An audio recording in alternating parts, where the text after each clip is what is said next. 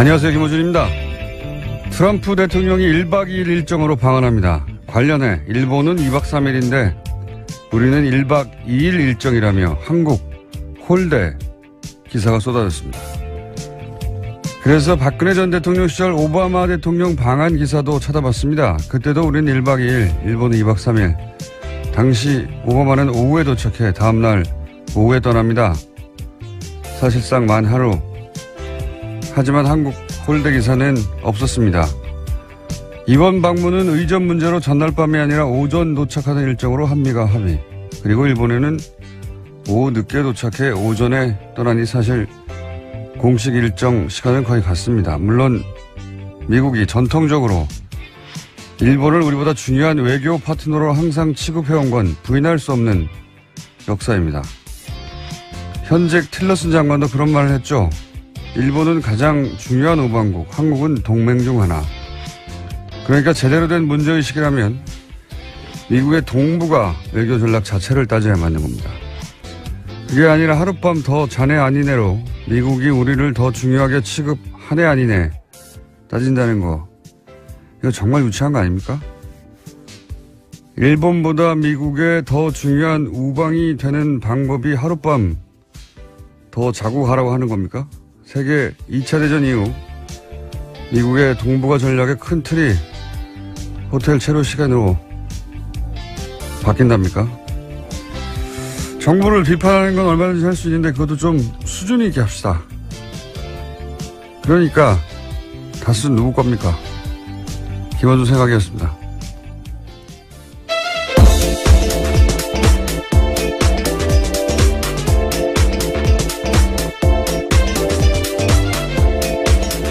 시사인의 김은지입니다. 다수 누구 겁니까? 누구 겁니까? 전 이미 방송에서 수차례 말했어요. 누구 걸로 추정된다고. 자, 네. 첫 번째 뉴스는 뭡니까? 네, 박근혜 전 대통령이 구치소에서 인권 침해를 당했다면서 국제사회에 문제 제기하려는 움직임이 있다고 외신 보도가 나왔습니다. CNN이 보도한 바인데요. 박근혜 전 대통령의 국제법무를 맡고 있는 MH그룹에서 그러한 문건을 작성했다라고 보도했습니다. 박근혜 전 대통령은 자신이 구치소에서 더럽고 차가운 감방에서 지내고 있고 계속 불이 켜져 있고 잠을 잘 수 없다 이렇게도 주장했고요. 또 건강 상태가 나빠지는데 적절한 치료를 받고 있지 못하다라고 주장했습니다. 예, 이런 걸 개뻥이라고 하죠. 더럽고 차가운 감방에서 소위 이제 변호사들이 일제히 사퇴하고 도대체 이게 무슨 전략인가 했더니 이런 전략이었군요. 그러니까 이제 변호사도 없이 이렇게 더러운 감방에서 인권 침해를 받으며 정치적 박해를 당하고 있다라고 국제사회에 호소하여 외교적 압력을 가하고 기타 등등등 이런 전략이었어요. 보니까 이거 참 정말 멍청하게 짝이 없습니다. 제가 보기에는. 네, 이러한 내용의 보고서를 유엔 인권위원회에 제출할 예정이다라고 또 밝혔는데요. 다음 달에 예정되어 있는 유엔 인권위원회에 이러한 내용들을 영향을 미치겠다라는 의도로 보입니다. 이게 왜 멍청하게 짝이 없는지 제가 얘기를 해보자면 그 국제인권단체하고 그리고 활동가 법률그룹이 코웍을 해가지고 이런 중요한 정치사범을 위해 활동하는 게 있어요. 저도 이런 그룹을 만나본 적이 있어요. 제가 당한 적이 있죠. 그래서 저는 해외에서 이런 그룹을 만나본 적이 있어요. 실제 이런 변호사들과 만나서 면담도 해보고 이제 네덜란드에도 유명한 그룹이 있고 런던에도 있습니다. 근데 이 그룹은 보니까 그게 아니고 돈 받고 하는 거예요. 사선 변호사 쓰고 돈 받고 하는 건데 우선 이 MH 그룹을 좀 알아보니까 이 대표가 아랍계 여성이더라고요. 그리고 대표적인 사례가 이제 리비아 카다피아들을 실제 석방시키는데 성공한 사례가 성공했나요 안 했나요? 하여튼 사례가 있는 것 같은데. 사형 선고를 받았었는데 구금된 것들을 일정 기간 이후에 빠져나오긴 했었습니다. 네. 근데 그 이제 중동 쪽 그리고 실제 이 활동가 그룹 국제적인 인권단체와 또 특히 유럽에서 활동하는, 이 활동가 법률가들, 법률그룹, 이 사람들이 이제 그런 단체들이 있거든요, 몇 군데. 그 사람들이 주로 이제 아시아에서는 미얀마나 베트남이나 중국, 아니면 나머지 국가에서는 아프리카나 중동, 이런 지역의 이제 정치범들이나, 예, 또는 박해받는 열악한 인권 환경에 있는 것을 위해서 활동하는 사람들인데, 그런데 지금 이 MH그룹의 이 대표가 아마도 아랍계여서 특히나, 이 케이스가 대표적으로 올라온 것 같은데, 리비아의 카다피 아들. 근데 제가 왜 멍청하다고 생각하냐. 우선, 리비아하고 우리나라는 비교할 수가 없어요. 리비아는 내전으로 카다피가 이제 사살당했잖아요. 그리고 나서 이제 나중에 아들이 체포돼서 이제 사형 선고를 받았거든요. 근데 리비아는 이 내전 이후로 분단됐어요. 여전히 사실상의 내전 상태에 있습니다. 여기는 하도 나라가 불안정해서 IS가 국가 선언한 지역이기도 하고, 그러면서 난민도 대량으로 발생하고, 여기 부족이 100개가 넘어요. 서로 아직도 싸우고 있는 곳이거든요. 우리나라에서 여행 금지국이에요. 예. 여기서 이제 소위 반대쪽 편에 있던, 정부가 잡아서 체포하고 사형 선고를 한 겁니다.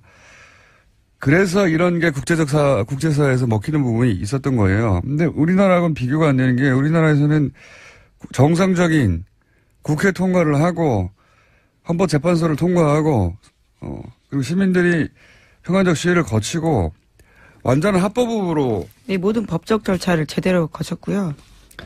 그리고 변호도 받고 있었고요. 그리고 무슨 더럽고 좁고 추운 곳에서 영양실조 올려가지고 만성질환으로 영양실조 자기가. 예, 그에 대해서는 법무부가 당장 반박을 했는데요. 네. 박근혜 전 대통령이 지난 7월과 8월 달에 성모병원에서 2차례 외부 치료받는 등 충분한 진료기회 보장받았다라고도 하고요. 또 규칙적인 식사, 충분한 운동기회를 주고 있다라고 하고 있습니다. 그리고 이 영국 변호사가 우리나라에서 변론을 할 수가 없어요. 법정에 쓸 수도 없는 거, 여론전만 하는 거거든요. 생각해 보세요. 이게 정말 멍청한 전략이라고 생각하는 게, 우리나라 사법부를 더 열받게 하는 것이고요. 기본적으로. 우리나라 교정 당국도 열받게 하는 것이고요. 우리가 언제 그랬다고 그래. 우리 정부도 열받게 하는 겁니다. 우리가 무슨 박해를 했다고 그래. 그리고 우리 외교부도 열받게 하는 거군요. 이 질의 상대가 이제 외교부란 말이죠. 유엔 쪽에서. 근데 우리 외교수장이 유엔 전문가예요. 난 성공할 수가 없다고 봅니다. 이 전략이 도대체가. 이런 바보 같은 전략을 구사하니까 참 반갑긴 하네요. 예, 심지어 이러한 인권 상황에 대해서 문제 제기를 했을 경우에는요, 이미 지난 3월 달에 비정부 기구의 의견 개진이 필요하다라고 합니다. 하지만 이제 와서 하는 것들이기 때문에요, 당장 의견 개진을 하기도 쉽지 않은 상황이라고 하고요. 이건 무의미하다니까요. 네, 여론전에 불과하다라는 거죠. 국제적으로 망신을 당할 거라고 봅니다, 저는.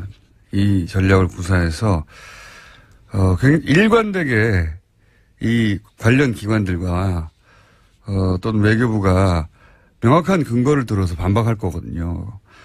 정말 특별히 나쁜 대우를 받고 있다면 그럼 다른 수감자들하고 똑같은 대우를 해주면 됩니다. 같이 집어넣어가지고. 지금 특별한 대우를 받고 있잖아요. 네, 지금 혼자 쓰고 있고요. 또 일반 수용자에 비해서 4배 정도 크기에 있는 수용시설이 있습니다. 자, 이건 정말 멍청한 전략이라면 이게 어떻게 성공할 거라고 생각하는 건지. 그러면서 본인은 수감받지 않겠다고, 재판받지 않겠다고 안 나오기 시작한 거 아닙니까, 이제? 네, 원래 오늘 재판이 예정되어 있는데요.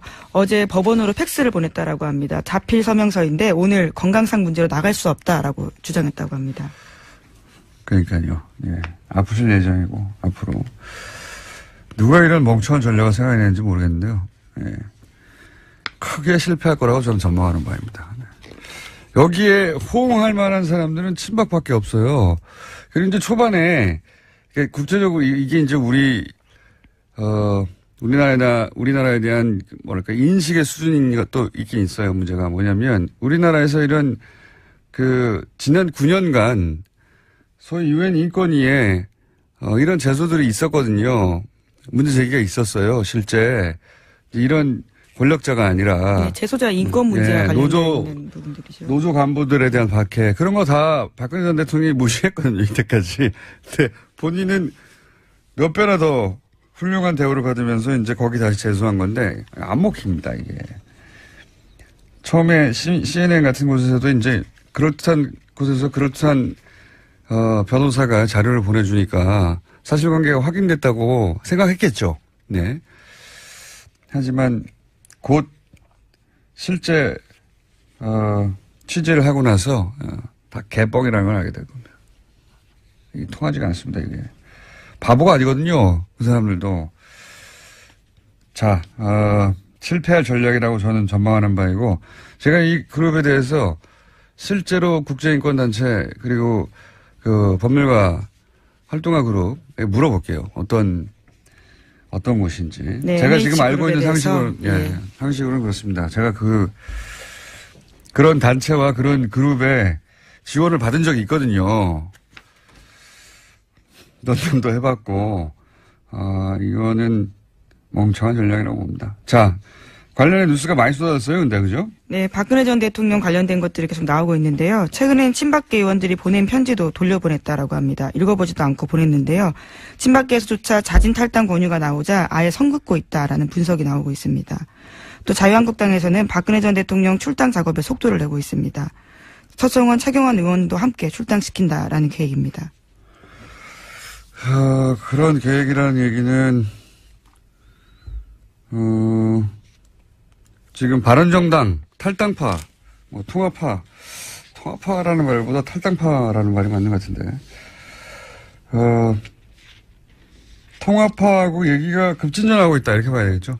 예. 네, 어제도 관련된 여론조사 말씀드렸었는데요. 네. 그 직후에 어제 국민의당 원내대표와 바른정당 원내대표가 공식적으로 만났습니다. 그 여론조사는 국민의당에서 흘린 거고요. 예. 어떻게 합니까? 비밀리에 했는데. 흘려서 여론을 만들어 보려고 하는 거죠. 그래서 바른정당의 소위 자강파와 국민의당의 소위 안철수계가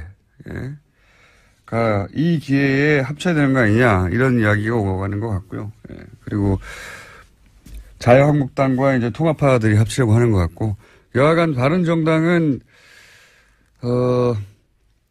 뭐랄까요 크게 축소되거나 아니면 국민의당과 연대하거나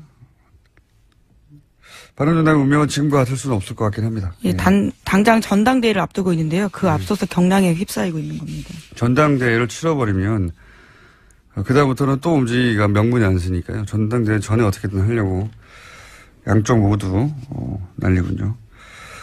그렇게 쉽게 부드럽고 쉽게만 될 것 같으냐 모르겠습니다. 예. 여하간 이 박근혜 전 대통령의 움직임은 탄핵 국면에서부터 한결같이 바보 같아요. 예. 도대체 누구의 컨설팅을 받고 있는 건지 누가 이 그룹과 컨택을 해서 아마 이제 이 그룹 대표 MH 그룹이라고 하는 곳의 대표가 생긴 지도 얼마 안 됐더라고요. 여성이에요. 그 여성 자체는 실제로 제가 쓴 글들도 읽어봤는데 굉장히 똑똑하고 인권과 관련된 활동 이력은 잘 모르겠고 인식은 가지고 있는 분인데 이 그룹을 통해서 실제 활동한 이 일을 하게 되는 변호사는 또 따로 있더라고요. 네, 그래서 한국 기자들이 많이 접촉을 해서 의뢰인이 누구냐라는 질문들을 던졌는데요. MH 쪽에요. 알려줄 수 없다, 비밀이다라고는 밝히고 있습니다. 제가 알아보겠습니다. 네, 기대하겠습니다. 알아낼 수 있을 것도 같습니다. 예. 그보다 이렇게 넓지가 않아요. 자, 바보 같은 전략에 관련 뉴스는 앞으로 계속 나올 것 같고요. 그리고 국내에서는 이제 정당 하나를 두고 양쪽에서 땡겨가고 있습니다. 그렇게 될지 안 될지 모르겠고 자유한국당에서 의원들을 이렇게 땡겨가는 것은 숫자와 시기의 문제일 뿐 성공할 것 같아요. 예. 성공할 것 같은데, 국민의당이 과연 어떤 형식으로 이 흡수든 혹은 당대당이든 연대든 간에 이룰 수 있을지는 그림이 쉽지가 않고, 예. 그리고 당 내에서도 반발이 있을 거라고 저는 봅니다. 그건 저희 고정이 되신 박지원 전 대표하고 얘기를 나눠보도록 하죠. 다음 뉴스는요? 네, 화이트리스트 혐의를 받고 있는 허현준 전 행정관이 구속됐습니다. 박근혜 정권에서 대기업 자금으로 관변 단체를 지원해서 친정부 시위나 야당 정치인을 향한 낙선 운동을 조장했다라는 의혹을 받고 있는데요. 서울중앙지법 오민석 영장 전담 부장판사는 범죄 혐의가 소명되고 증거인멸의 우려가 있어서 구속의 사유와 필요성이 인정된다라고 밝혔습니다. 구속됐군요. 예. 이분은 소위 화이트리스트.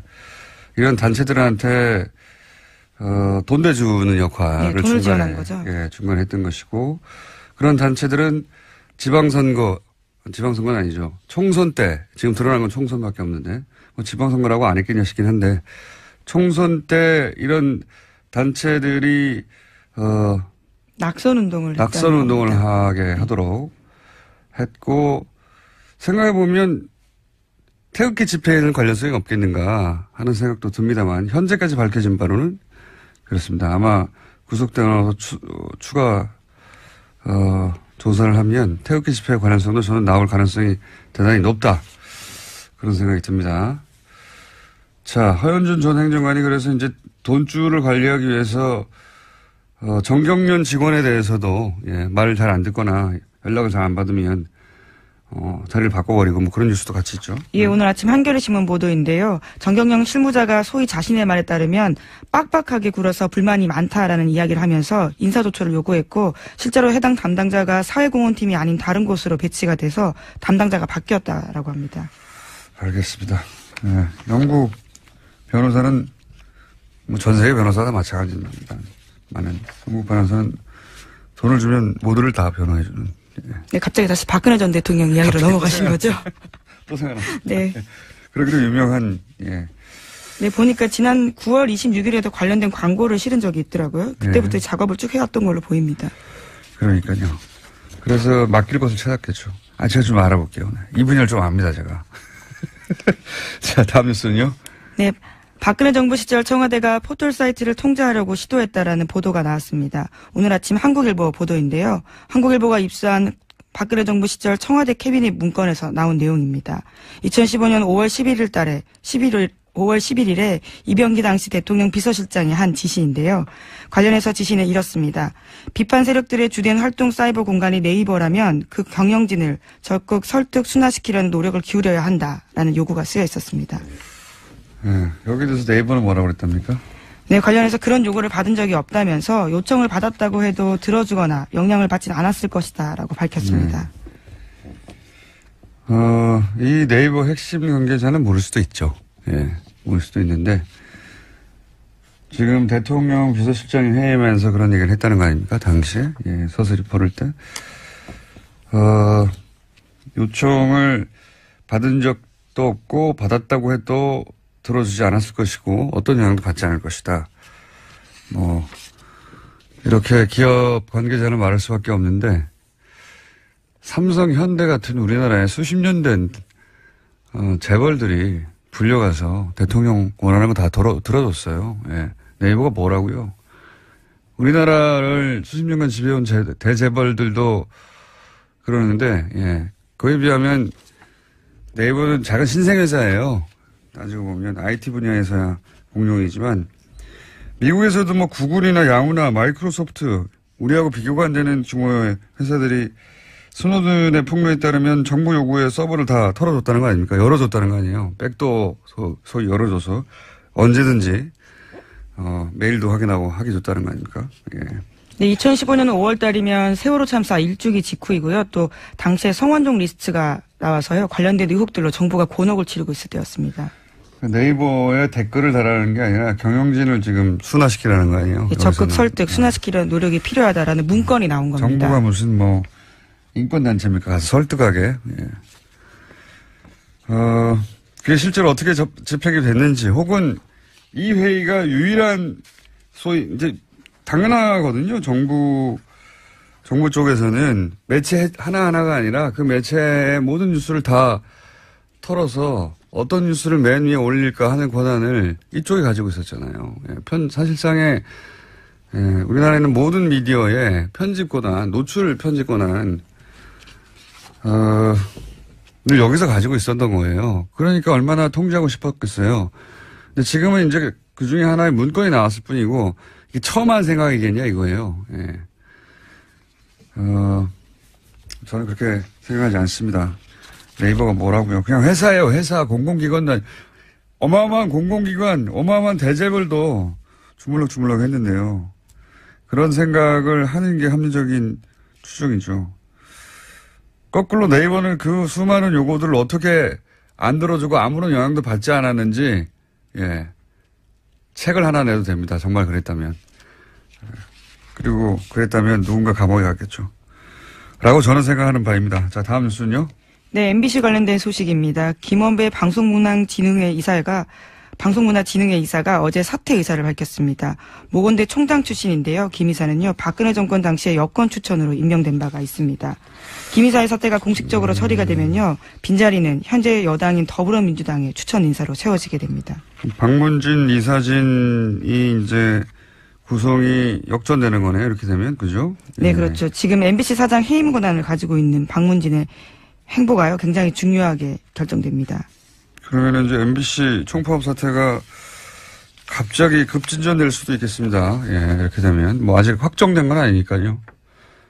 그런데 의사를 밝혔다는 뉴스가 나왔네요. 이렇게 되면 MBC 본부 총파업이 앞서가는 거긴 한데요. 아직. 요 뉴스만을 기준으로 보자면,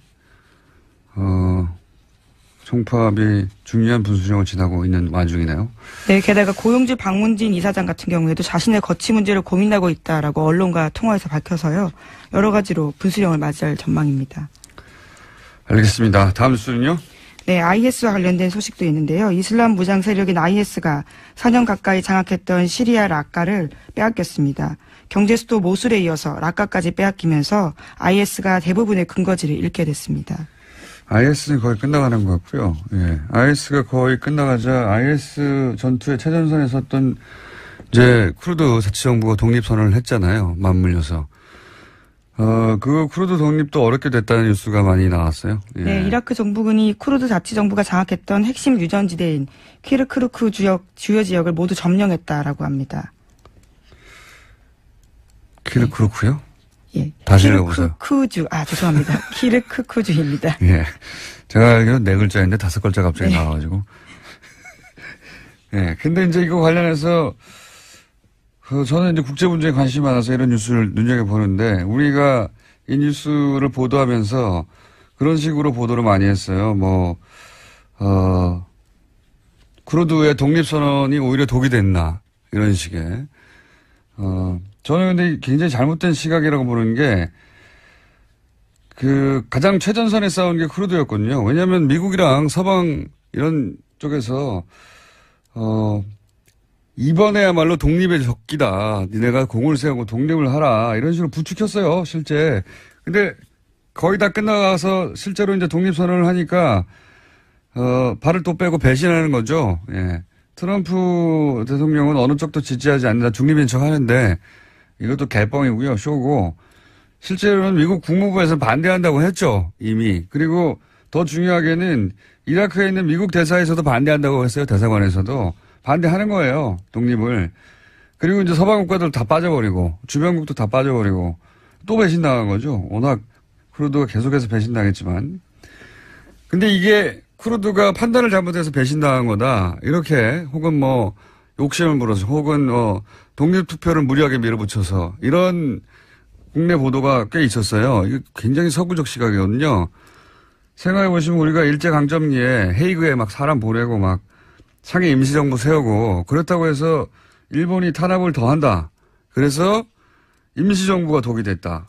독립운동이 독이 됐다 하는 것과 마찬가지인 겁니다. 이게 일본의 시각이거든요. 우리가 왜 서구의 시각으로 이 사건을 봅니까? 이거는 서구가 배신한 거거든요. 이용하고 또다시 버린 거예요. 예. 이 뉴스는 다음에 한번 다루기로 하죠. 자세히.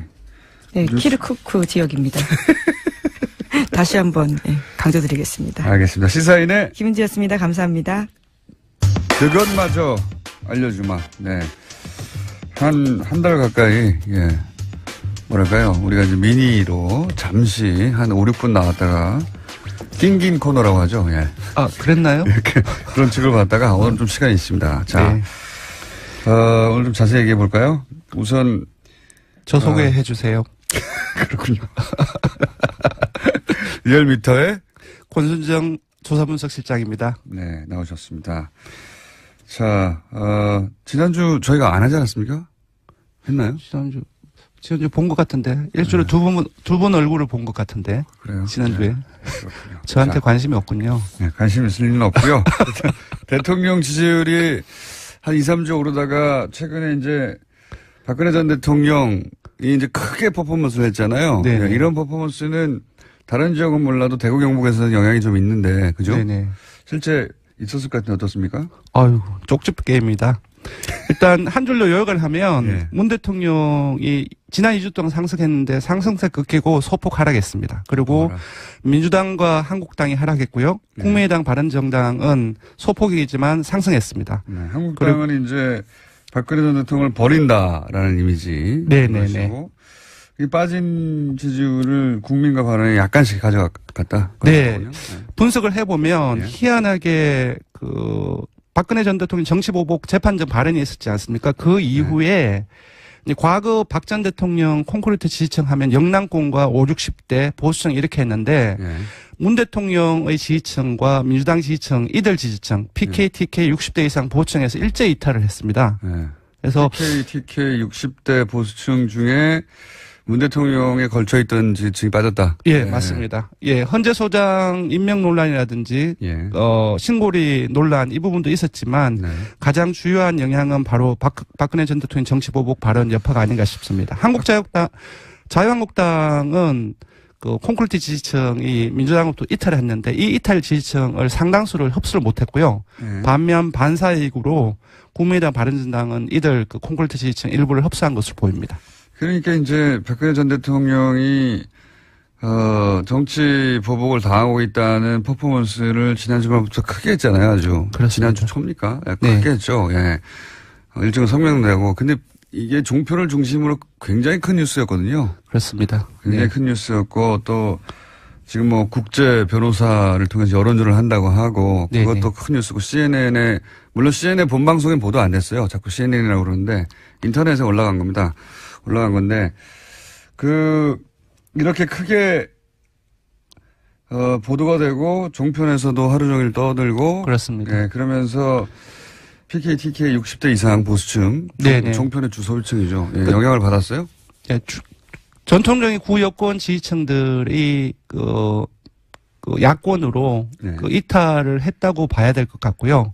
근데 이제 아까 제가 말씀드렸던 것처럼 지금 전통적인 야권의 핵심이라고 한다면 자유한국당인데 상당수를 이탈한 지지층들을 흡수를 못했다는 것이 이제 포인트가 될 것 같습니다. 왜냐하면은 박근혜 전 대통령의 이런 퍼포먼스 때문에 움직인 지지층인데 박근혜 전 대통령 출당한다고 맞습니다. 하셨으니까 예. 홍준표 대표가 출당을 강력하게 시사를 했고 일로 갈 리가 없죠. 네네. 그러니까 실제 박근혜 전 대통령 때문에 움직인 지지층이라는 게 이제 드러나는 거죠, 여기서. 맞습니다. 네. 네네. 그래서 한국당은 좀 빠졌고. 네네. 예. 정작 지지율은 말씀을 안 드렸는데요. 네. 예. 문 대통령 지지율은 67.9%로 0.6%포인트 소폭 아니, 하락했고요. 근데 이렇게 크게 떠드는데 예. 사실 그래봐야 0.6%예요. 맞습니다. 0.6%입니다. 그리고 지금 핵심 지지층인 19대 대선에서 문 대통령을 찍었던 사람들, 민주당 지지층에서는 각각 94%, 97% 이상이 지지를 하고 있고요. 완전히 뭐 그게 문재인 전 대통령이래. 예. 청와대에서 연락 오겠네요. 문 대통령의 핵심 지지층은 뭐 고스란히 그대로 있는데 네네. PK 보수층 그리고 60대 이상에서 맞습니다. 문재인 대통령에 대해 기대를 갖고 있는 분들 중에 네네. 박근혜 전 대통령 이렇게 취급하면 안 되지 하는 분들이 전체적으로 0.6% 정도 빠져나갔다. 그렇게 봐야 될 것 같습니다. 네네. 그래봐야 0.6%입니다. 네. 이게 저는 사실 여론조사 기관에서 굉장히 곤란할 것 같아요. 왜냐하면 정당 지지율 예를 들어서 뭐 국민의당, 바른정당, 정의당, 한국당, 민주당 마찬가지인데요. 네네. 하락했습니다. 상승했습니다. 대부분 0. 몇 프로, 1.1% 뭐 이런 다 오차범위 안에 있는 거거든요. 예, 물론 뭐 일부 여론조사 기관은 한꺼번에 한 주에 5%포인트 떨어지고 8%포인트 오르곤 하지만 예. 저희 리얼미터 기준으로서는 그 등락폭이 그렇게 크지는 않은데요. 사실 조금 곤혹스럽긴 합니다. 그래서 예전 같으면 0.6% 변했으면 안 변했다고 해요. 그냥. 예, 그래서 요번처럼 왜 변했는지 분석에 집중하게 되는데 네. 분석에 집중하면 하면 할수록 그 내용이 대중이 이해하기 쉽지 않기 때문에 네. 또 그런 어려운 부분도 있습니다. 여론조사 기관한테 물어보니까 왜 빠졌냐, 왜 올라가느냐. 여론조사 기관도 잘 몰라요. 큰 폭이면 금방금방 찾아낼 수 있는데. 네네. 그러다 보니까 맨날 하는 이야기가 그게 그겁니다. 맨날 비슷비슷한. 저희도 그죠? 잘 알고 있습니다. 죄송합니다. 잘난 체해서. 죄송할 것까지는 없는데. 근데 이제 이게 큰 일이 벌어진 것 같은데 보면 한 0. 몇 프로 좀 움직였고. 네. 그러니까 소폭이라고 봐야 될 것 같고요. 저희들 조사 발표가 주중 집계이지 않습니까? 그래서 내일 모레도 있기 때문에 좀 변동의 여지도 있다고 봐야 될 것 같습니다. 그게 이제 갤럽하고의 차이인 것 같아요. 갤럽은 일주일에 한 번씩 예. 발표하잖아요. 그러다 예. 보니까 그 갤럽은 희한하게 그 리얼미터보다 그 정부 여당 혹은 대통령에 대한 지지율이 더 많이 나오는 편입니다. 한 5% 정도씩, 그죠? 그렇습니다. 5% 네. 어떨 때는 8%, 9%까지 차이가 납니다. 네. 여하간 리얼미터 기준으로 0.6% 빠졌습니다. 박근혜 네. 전 대통령의 네. 정치보복 발언 또는 뭐 구체적인 여론 작업, 뭐 네. CNN 등등등으로 0.6% 빠졌고요. 다른 정당은 정당 지지도를 한번 살펴보면요. 민주당 역시 49.1%로 1.5%포인트 빠졌고요. 한국당도 강세를 유지를 했었는데 18.3%로 0.6%포인트 빠졌습니다. 반면 지난주에 공이 국민의당 바른정당이 상당히 많이 빠졌죠. 그렇죠. 국민의당은 반등했습니다. 6.3%이고요. 바른정당도 역시 6.2%로 반등했습니다. 아까 말씀드린 것처럼 민주당 역시 헌재소동 임명 논란이 대통령과 다르게 조금 더 영향을 많이 미쳤다고 보는데 역시 박근혜 전 대통령의 영향이라고 생각이 들고요. 한국당은 사실상 아까 이제 권오중 공장장께서 이제 지적을 하셨는데 박근혜 전 대통령 출당을 논의를 하고 있지 않습니까? 그리고 홍 대표 같은 경우 강력 시사를 하고 있고 이 상황에서 민주당을 이탈한 박근혜 대통령 콩쿠르 지지층이 결집을 하기는 좀 힘든 상황이었고요. 그러다 보니까 국민의당, 바른정당 이것이 뭐 각각의 주동적인 요인에 의해서 상승했다기보다는 자유한국당이 흡수하지 못한 지지층들을 반사이익으로 흡수한 것이 가장 큽니다. 그리고 특히 국민의당 같은 경우는 당내 일부에서 바른정당과 연대 통합을 제기를 하고 있죠. 이것이 제의가 된 시점이 국민의당 당 정책연구에서 어제죠. 네. 통합과 관련된 조사 결과를 내부 조사를 예. 비밀리 했는데 네. 그게 조선일보를 통해서 보도가 공개적으로 됐죠. 공표가 됐습니다. 근데 좋겠죠. 예. 근데 지금 많은 분들이 언론에서 지금 놓치고 있는데 사실상 이 조사는 위법한 조사입니다. 왜 그렇습니까? 왜냐하면 공직선거법 제108조 12항 1호에 따르면은 예. 정당 또는 후보자가 실시한 해당 선거에 관한 여론조사는 공표 또는 보도할 수 없다고 하고 있고요. 예. 그리고 정당이라 벌금 받는 거 아닙니까? 아닙니다. 벌금을 받을 수도 여론조사 있고 기관은 벌금 받거나 벌금 받을 수도 징계를 있고 받죠. 예. 징계를 받아서 심하면은 정치선거 여론조사를 못하게 될 수도 있습니다. 조금 더 좀 보면요. 어떤 사람들은 당 정책연구소를 정당으로 볼 수 있느냐라고 얘기를 하는데 여기서 정당이라고 한다면은 창당준비위원회의 정당법 제38조에 따른 정책연구소를 포함한다고 하고 있습니다. 따라서 어제 국민의당 당 정책연구에서 근데 왜 그 얘기를 아무도 안 하죠? 모르겠습니다. 분명히 이것이 108조 법을 위반한 예. 공표이고 그래서 국민의당과 조사를 한 조사기관이 법적으로 좀 문제가 되고 있는데 여론조사심의위원회나 중앙선관위 다른 일부 언론들 같은 경우도 전부 다 잠잠하고 있습니다. 검사물 지적 포인트다. 예, 네. 그 자체가. 현안조사 간단하게 짚고 넘어가죠. 예. 예, 현안조사. 현안조사에 이게 더 큰 코너인데. 예, 지금 신고리 원전 이제 내일이면. 예, 내일이면 결과 발표가 나올 거예요. 내일이면은 공론화위원회에서 찬반의 숫자라든지 공고안이 나오게 되는데요. 여기에 맞춰서 원전 5, 6호기를 건설 중단할 거냐 재개할 거냐의 여론조사입니다. 예, 했는데 자체적으로 한번 해봤어요. 너무 전율이 느껴질 정도로 결과가 나왔습니다. 건설 중단이 예. 43.8%가 나왔습니다. 예. 근데 반면 건설 재개가 43.2%가 나왔어요. 뭐냐면 잘못음이 13%인데 초박빙이라는 초박빙. 0.6% 초박빙입니다. 예. 그리고 공론조사 이제 마지막 4차 이제 공론조사위원회에서 하는 4차 내일 발표되는 것이 유보층 그리고 잘못음을 빼는 유보층을 빼서 지금 조사를 하는 걸로 알려져 있는데요. 예. 그것을 빼고 이제 중단과 재개를 100%로 보고 환산을 하면 각각 50.3 대 49.7로 예. 정말로 초박빙으로 나눠져 있습니다. 저도 궁금합니다. 근데 네. 이제 그때 그 위원장도 걱정하기를 이게 오차범위 내에 있을 때 네네. 반대쪽이 설득되겠는가 이런 얘기 했었거든요. 예. 근데 저희가 미리 한번 먼저 해봤는데 여기서도 초박빙이다. 예, 조사 결과, 사회조사 결과로만으로는 결정을 하기가 좀 힘든 부분들이 있습니다. 네. 자, 조사기에 말씀하시고 퇴장해주세요. 네, 알겠습니다. 이번 대통령 정당 조사는 TBS 의뢰로 전국 10개서 이상 성인을 대상으로 10월 16일부터 18일까지 무선 80%, 유선 20%, 전화 면접 자동응답 혼용 방식으로 실시했고 최종 응답자는 1,547명입니다. 표본 오차는 95% 신뢰 수준 플러스 마이너스 2.5%포인트, 응답률은 5.2%입니다. 신고리 원전 조사는 TBS 뉴스공장 의뢰로 18일 어제 하루 동안 실시했고 최종 응답자는 526명, 표본 오차는 4.3%포인트, 조사 방법과 무유선 비율은 전부 대통령 정당 지지조사와 동일합니다. 알겠습니다. 오늘 여기까지 하겠습니다. 네, 고맙습니다.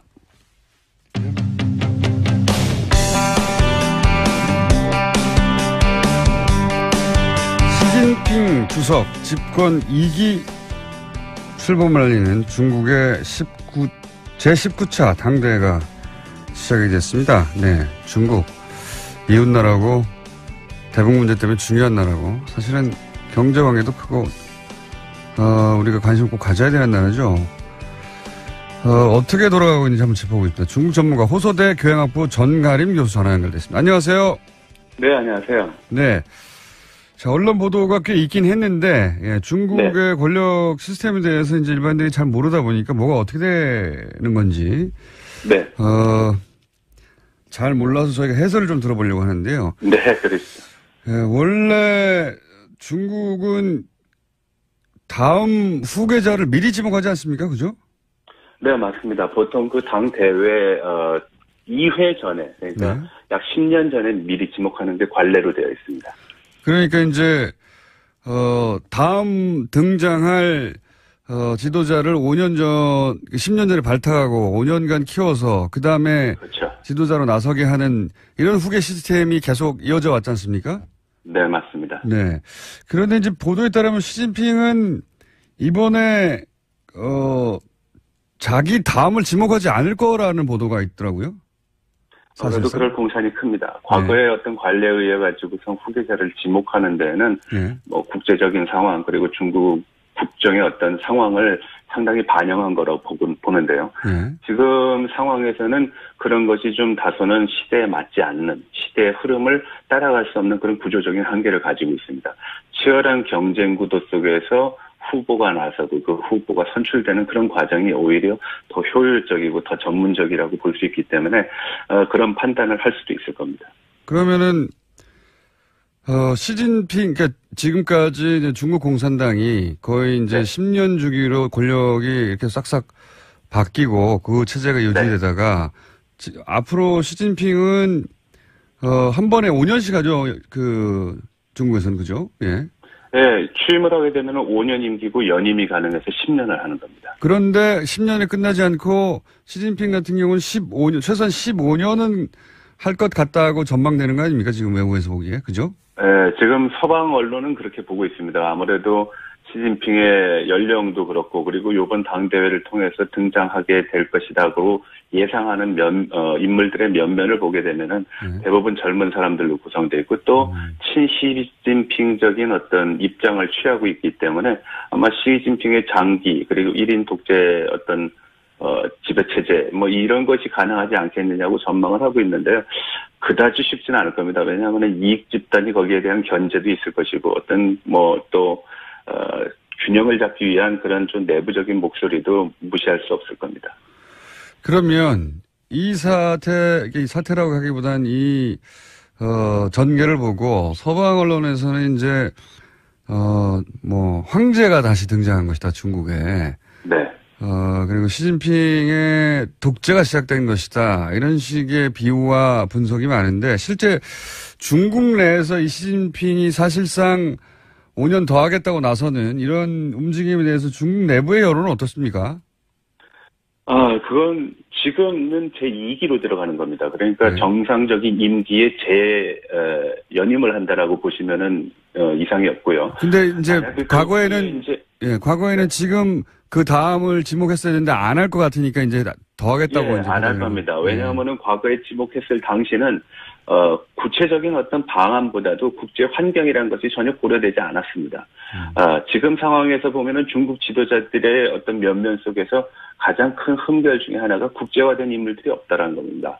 모두 다 국내에서 성장하고 국내를 기반으로 하고 있기 때문에 세계 관리라는 측면에서 보면은 중국이 우뚝 서겠다라고는 얘기하지만 그 관리의 능력에 있어서 상당한 의문을 던지지 않을 수 없습니다. 그래서 후계 구도는 아무래도 경쟁적인 관계 속에서 찾을 것이 아마 지목을 하는 사람의 입장에서도 굉장히 편할 것이고요. 또한 향후 시진핑이 어떤 1인 지배체제로 가더라도 독재라는 표현은 조금 어려울 거라고 봅니다. 왜냐하면은 중국은 기본적으로는 세 개 계파가 있거든요. 그러니까 태자당이라 그래서 원로들의 자녀들로 구성된 한 부류가 있고요. 그리고 또 상해방과 그리고 공천단이라고 젊은 공산당원들로 구성된 그런 출신들이 있습니다. 그래서 이게 균형과 견제 시스템은 존재하는데 문제는 어떤 결정 그리고 일을 추진함에 있어가지고선 지금까지는 책임지는 사람이 별로 없었다라는 게 가장 큰 문제입니다. 그래서 책임 있는 어떤 결과를 얻어내기 위해서 권력의 집중은 또 불가피한 상황이 되었다라는 것이 지금의 현황이라고 보시면 됩니다. 그게 중국 내 분위기입니까? 네. 그러면 중국에서는 이 시진핑의 독주 체제에 대해서 그다지 비판이 없나 보죠? 독주 체제에 대한 비판의 목소리가 없지는 않을 겁니다. 그렇지만 그것이 공개적으로 나오기가 굉장히 힘든 상황이 있고요. 그리고 이것을 독주 체제라고 보기보다는 이제는 상황과 정책과 결정에 대한 책임자가 누구보다도 필요하다. 과거에는 그 책임자가 없었습니다. 그래서 중국 공산당은 총석이라는 표현을 했는데요. 총석에는 여러 가지의 의견을 수합한 것을 그냥 조정하고 어떻게 조화롭게 움직이도록 진행을 담당하는 겁니다. 결정에 대한 거부권이라든지 결정권이 없습니다. 근데 국가 주석직을 맡게 되면 주석이라는 표현을 쓰게 되면은 당 주석이라는 표현을 쓰게 되면은 거부권을 행사할 수 있습니다. 그러니까 모든 책임은 거부권을 행사하는 결정권자에 달렸다라는 거죠. 그래서 상당한 큰 차이가 있다라고 얘기할 수 있습니다. 총석이는 거부권이 없고 집단 지도 체제였는데 주석은 사실은 1인 지도 체제다. 거부권이 있는 더 막강한 권력을 갖고 있는. 그렇군요. 그러면 이번에 당 주석직이 부활할 수도 있겠네요? 네, 부활할 공산이 굉장히 큽니다. 왜냐하면은 지금까지 흐름 자체가 좀 그런 방향으로 가고 있습니다. 자, 그러면 중국이 이렇게 시진핑 중심으로 권력이 강화되고 있는 가운데 이게 우리나라에 어떤 영향을 미칠까요? 너무 포괄적인 질문이니까 대북 문제라든가 사드 문제로 국한해서 얘기하자면? 네, 우선 사드 전국에 대한 문제에 있어서 당 대회가 끝났다라 가지고선 그러한 국면이 해소될 거라는 그 희망적 기대는 하지 않는 게 좋을 것 같습니다. 예.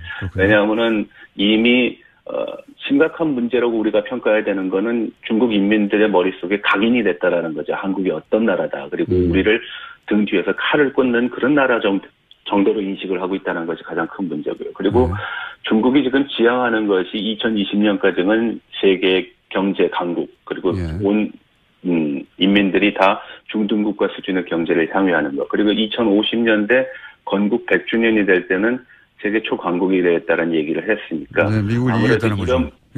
이런 목표점을 가기 위해서는 굉장히 강한 드라이브가 걸릴 겁니다. 그러다 보면은 주변 국가 그리고 중국과 상당한 접촉을 해야 되는 국가에 대해서는 적지 않은 스트레스 테스트가 존재할 것이고요. 그런 과정이 아마 외교나 통상, 경제, 무역 아니면 인적 교류에서도 상당히 어떤 위압적이고 어떤 제한적인 측면으로 작용할 수도 있습니다. 그래서 중국이 부상한다라는 거는 한편으로는 반가운 일이기도 하지만 기회가 되니까 또 한편으로는 굉장히 부담스럽고 대응하기 좀 껄끄러운 그런 상황이 전개될 수도 있는 우려도 있습니다. 그러니까 우리 입장에서 보자면 그렇단 말씀이시군요. 그러니까 네, 맞습니다. 시진핑이 자신의 힘 혹은 중국의 힘을 보여주려고 할 수도 있고 그게 우리한테 유리하게만 작용하지 않을 수 있다 이런 말씀이시군요. 요약하자면. 네, 맞습니다. 알겠습니다. 오늘 여기까지 듣겠습니다. 감사합니다. 네, 고맙습니다. 네. 지금까지 중국 전문가 호소대 전가림 교수였습니다. 중국 이야기 저희가 앞으로도 계속 짚어보겠습니다. 3부에서 뵙겠습니다. 국민의당 박지원 전 대표 나오셨습니다. 안녕하십니까? 안녕하세요. 네. 저희가 이 불법 방송에 합법 출연하고 있습니다.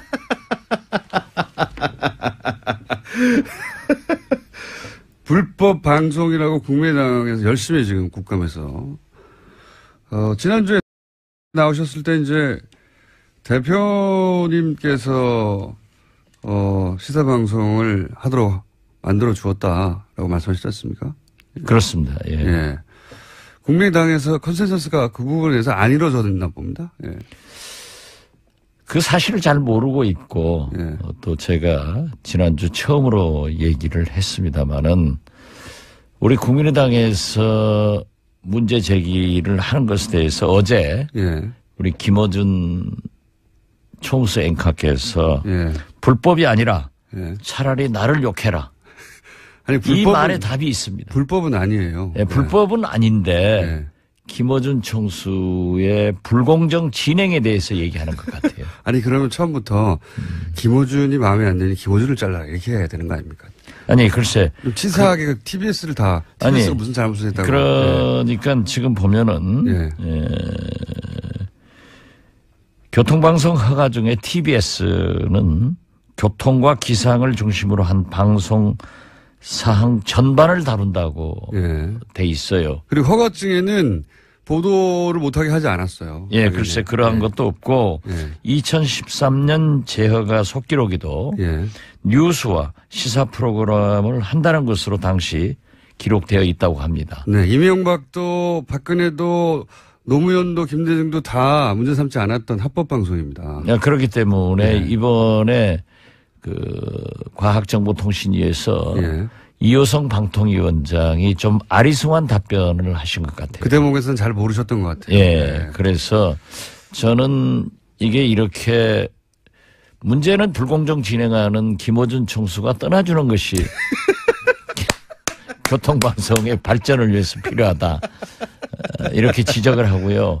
차제 방통위원회에서 정확한 그 행정 절차를 밟아놓는 것이 바람직하다. 그럼 일단 생각합니다. 이 TBS가 시사방송을 하는 것은 합법임을 박지원 대표께서 제가 합법이라고 하지 않았고 저는 불법 방송에 합법으로 출연하고 있다. 이렇게 처음에 정의를 했으니까 그 행정적 절차를 밟아놓는 것이 미래를 위해서 좋고 제일 좋은 것은 거듭 말씀드리지만 김어준 총수가 나가주는 것. 그렇게 얘기하면 이야기가 쉽습니다. 그러니까 그렇게 하세요. 그러면 제가 싫다. 쉬운 거를 두고 왜 돌아가려고 그래. 그러면 그렇게 얘기를 하면 저는 싫다 그럴 거거든요. 여하간 TBS가 불법 방송을 한다고 하는 프레임은 이제 그만하시죠.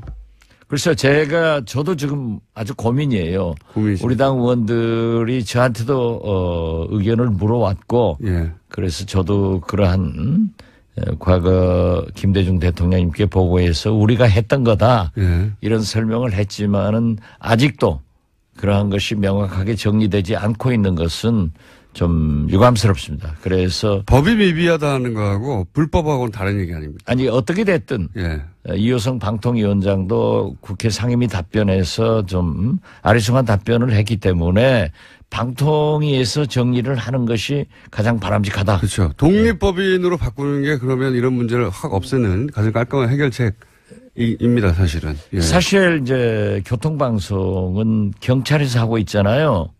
서울만 네. 서울시에서 하고 있어서 제가 그때도 그 트라이한 게 예. 교통방송을 경찰로 전부 넘기고 예.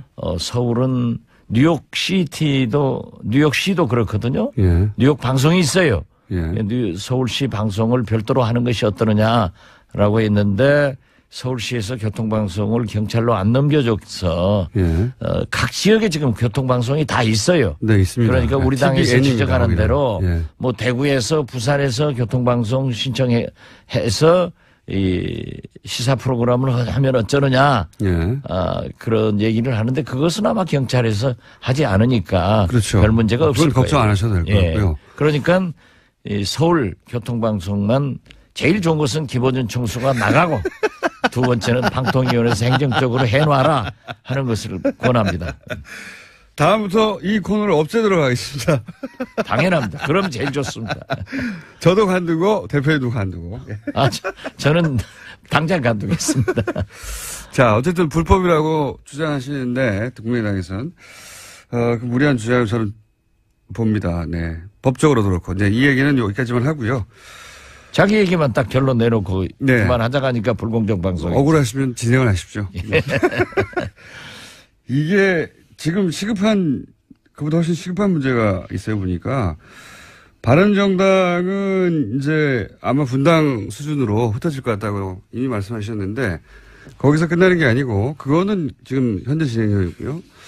갑자기 그렇다면 바른정당의 잔류 혹은 자강이라고 불리는 자유한국당과 통합하지 않겠다고 하는 쪽 그쪽이 국민의당과 통합할 수도 있다 하는 이야기가 갑자기 국민의당에서 비밀리에 자체 조사했던 게 조선일보에 실리면서 수면 위로 올라왔습니다. 일단 첫 번째 질문은 이 비밀 여론조사가 조선일보에서 이제 보도가 됐는데 이거는 국민의당에서 준 거겠죠? 뭐 제가 어디에서 줬는가 예. 이것은 잘 모르겠습니다. 많은 됐든 통상 이제 추정해 보면 준 거 아니겠습니까? 뭐 그럴 수도 있겠죠. 예. 아무튼 저도 어제 아침 줬다. 보도를 보고 기사 하나 나가고요. 충격적이었습니다. 모르셨어요 전혀? 네, 전혀 몰랐어요. 지금 안철수 지도부에서는 지금 철저히 소외당하고 계시군요. 뭐 제가 지도부 멤버가 아니니까 네. 그렇다고 하더라도 이제 그렇더라도 이런 중요한 것은 중진들하고 그렇죠. 얘기를 하고 네. 중진 모임에서 일단 그러한 것이 걸러졌어야 되는데 당과 당의 얘기인데요 지금. 그렇죠. 네. 네. 그런 문제는 정확하게 지적했으니까 공정한 진행입니다. 본인에게 유리한 것만. 아니 그러면 당내에 대표님뿐만 아니라 소위 이제 중진이라고 하는 분들이 전혀 몰랐던 거예요? 전부 몰랐다고 그래요. 그래요? 예. 그럼 안철수 대표 지도부에서만 지금 진행했던 내용입니까? 뭐 일부 측근들은 알고 있었는지 모르겠습니다만은 예. 어제 보도가 되고 이게 어떻게 당 중진도 모르고 진행될 수가 있죠? 뭐 당이 꼭 그렇게 소통을 강조하고 청와대 대통령한테는 그것을 요구하면서 예. 당내에서는 야당은 본래 잘 안 해요. 잘 안 해요. 저부터 그러니까 뭐. 모르셨다. 예. 그래서 깜짝 놀랐다. 그럼 그렇죠. 일단 듣지 못했다가 그 뉴스를 본 중진들의 1차 반응은 어떻습니까? 대표님을 포함해서. 저는 하도 아침에 기자들에게 전화가 많이 와서 예. 이건 지금 국정감사에 매진하고 있고 비교적 우리 국민의당 의원들이 국정감사에서 아주 잘하고 있다는 평가를 받고 있는데 예. 왜 이렇게 지금 불필요한 일을 지금 하느냐. 예. 또 안철수 대표 제2창당위원회에서 시도 지역위원장 예. 각 지역위원장을 사퇴시키라고 하니까 전원 사퇴시키려고 하는 거니까. 예, 거기도 부글부글 끓고 있어요. 왜 이렇게 전열을 낭비하느냐. 이러한 것은 설사 좋은 일이더라도 국정감사가 끝나고 예. 전열을 정비할 때 또는 소통을 해서 하는 것이 좋지 않느냐. 그래서 저는 좀 신중하게 접근해달라. 사실상 예. 반대하는 입장을 SNS를 통해서 밝혀놨습니다. 대표님은 일단 이런 식으로 국민의당과 바른정당이 이런 식의 통합을 물밑에서 하고 있는 것에 대해서 일단은 반대하시는 거고요. 그죠? 시기적으로. 네, 그렇습니다. 시기적으로 아니, 그러고 정당이란 게 가장 중요한 게 정체성입니다. 예. 정체성인데 오늘 아침 유시민 바른정당 전 대통령 후보의 중앙일보 인터뷰를 읽어보니까 유시민이 아니라 유승민을 말씀하시죠. 죄송합니다. 예. 유승민. 저는 대통령 후보가 유시민이 됐으면 좋겠다 하니까 자꾸 유시민. 유승민을 씨의 그 인터뷰를 보니까 예. 우리 국민의당이 첫째 예. 햇볕 정책을 예. 또 포기하고 예. 호남 이주를 이걸 예. 버려야 된다. 그러니까 지역을 탈피하고 그 얘기죠. 이것은 도저히 우리가 양보할 수 없는 원칙입니다. 예. 우리는 대북 문제에 대해서 DJ의 햇볕 정책과 이념을 계속 발전시키고 있고 또 우리가 왜 호남을 버려야 됩니까? 그러면 유승민 후보는 전 후보는 대구를 버립니까? 또 못 버리고 있죠. 예, 강경 보수 강경 대북 정책을 버립니까? 그래서 저는 정체성에서 문제가 된다 이렇게 보고 있습니다. 정치는 제일 중요한 게 정체성이에요.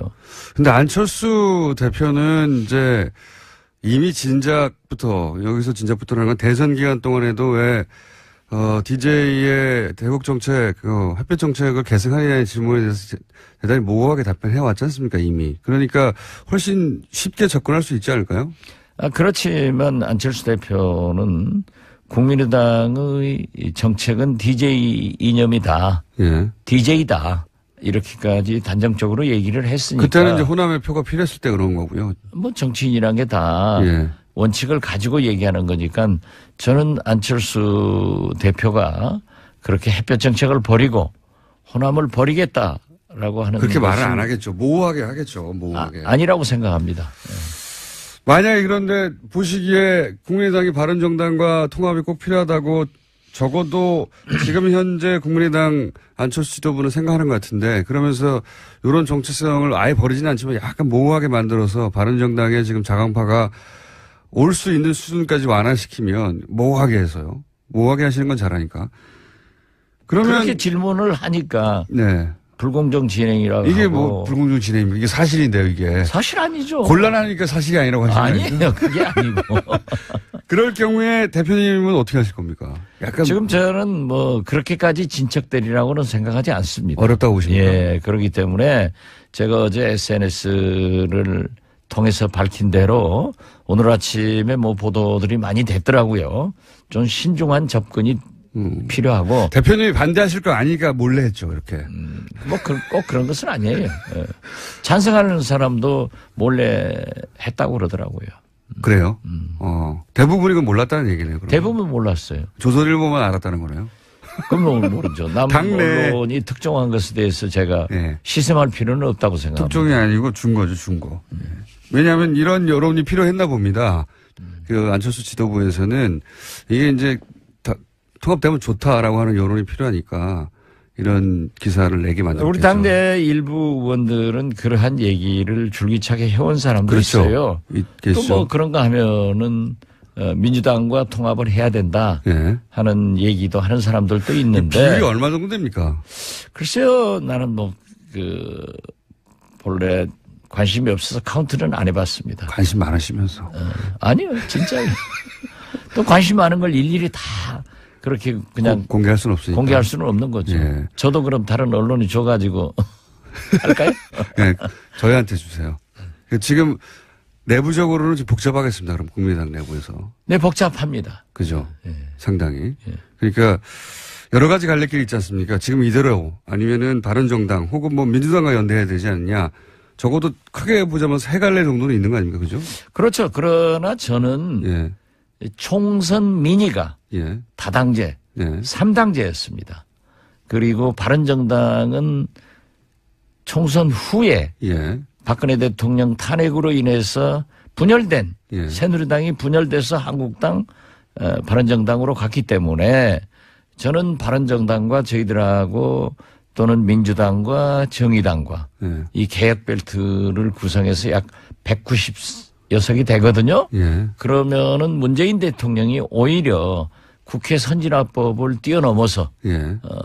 법과 제도에 의한 개혁을 했으면 좋겠다 예. 하는 생각을 가지고 그 사당이 예. 연정이나 또는 이 개혁벨트로서 한번 출하했으면 좋겠다 하는 생각을 가졌지만 어떻게 됐든 대통령께서 받아들이지 않았고 또 지금 민주당이나 청와대에서는 그때 그렇게 했어야 된다 예. 하는 얘기를 하는 분들도 있어요. 예. 그렇지만 저는 국민들이 왜 총선에서 제3당인 국민의당을 선택했겠느냐.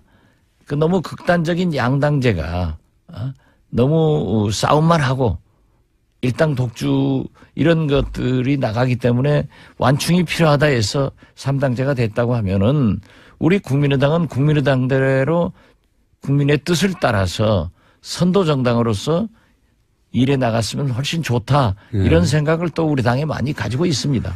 대표님은 그렇게 생각하실지 모르겠는데, 예. 지금 안철수 대표가 오히려 자유한국당보다 더, 공격적 아닙니까? 제 말은 양당이 극단적인 대립을 하는데 국민의당이 중간에서 균형을 잡아주는 게 아니라 국민의당이 가장 선봉에 서서, 문재인 대통령도 공격하고 안철수 대표가 항상. 뭐 공격이야 제가 문재인 대통령을. 그건 대선 때고요. 제일 많이 하지만 예. 지금은 저는 이 대북 문제에 대해서 문재인 대통령이 아주 잘하고 있다.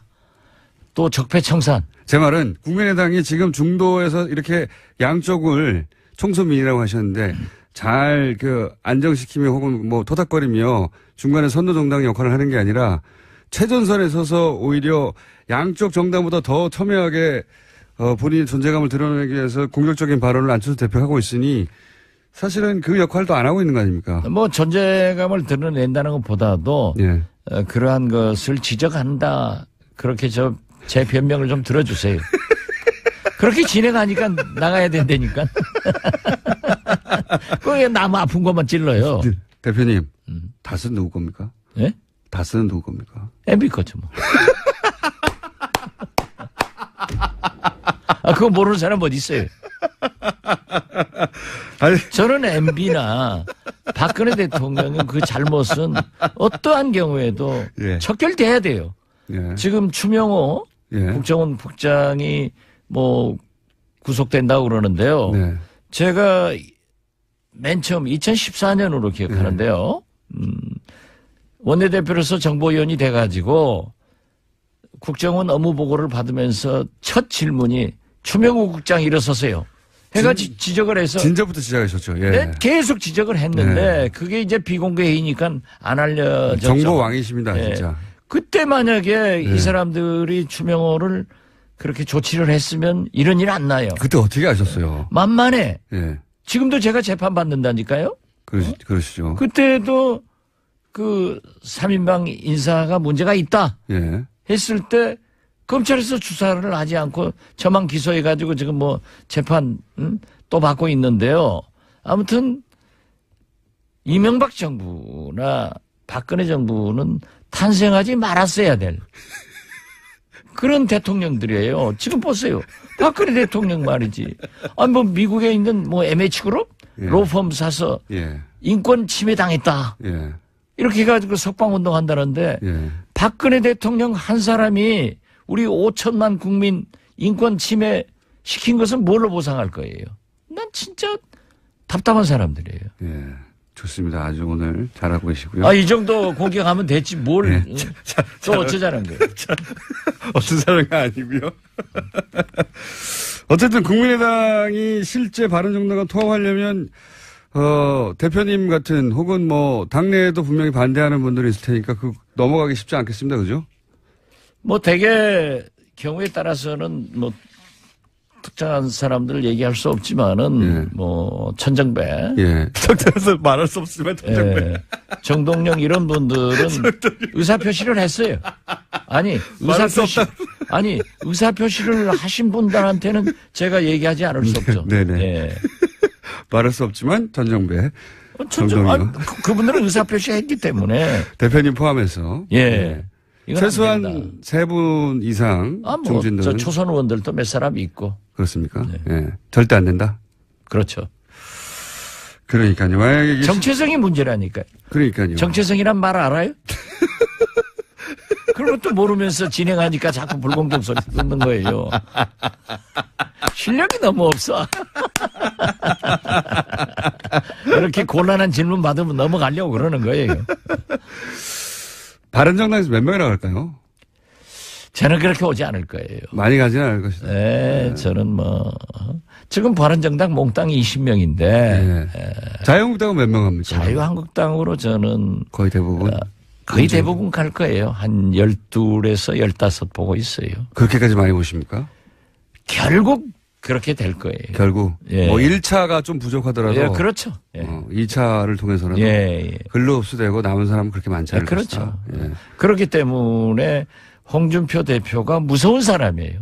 네. 대통령 선거 때는 박근혜 따라다니다가 예. 추종하다가 딱 저렇게 되니까 끊어내고 친박 청산하자. 예. 그래서 바른정당 사람들에게 구실을 만들어주는 거예요. 명분을. 그렇죠. 예. 올려면. 예. 그리고 제일 중요한 것은 그 바른정당을 이끄는 분 중에 한 분이 네. 저한테 오래전에 그러더라니까요. 김무성 대표요?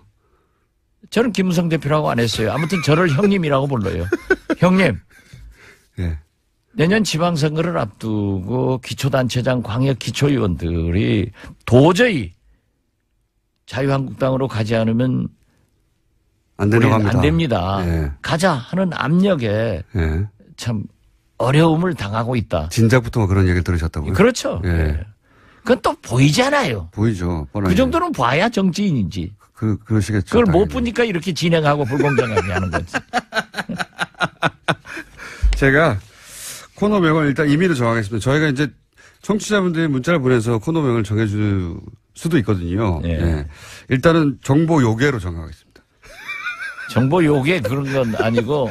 저는 시사 요괴거든요, 여기서. 예, 정보 요괴. 김어준 아웃 본부장. 공장장보다 높게. 요요 코너, 요괴 대 요괴 이런 걸로 하든가. 시간이 다 끝나버렸네요. 한 가지만 더 여쭤볼게요. 전남지사 나가신다고 하셨는데 임종석 비서실장 차출설이 물론 언론에서 나온 겁니다. 예, 차출설이 있어요. 임종석 비서실장 전남지사로 나오면 안 됩니까? 뭐 그건 제가 정할 일이 아니고. 물론 정할 일은 아닌데. 거기서 정할 일이고. 예. 예. 그분이 생각할 문제지. 그런데 나온다면? 김어준 총수하고 가까운 예. 정봉주. 예.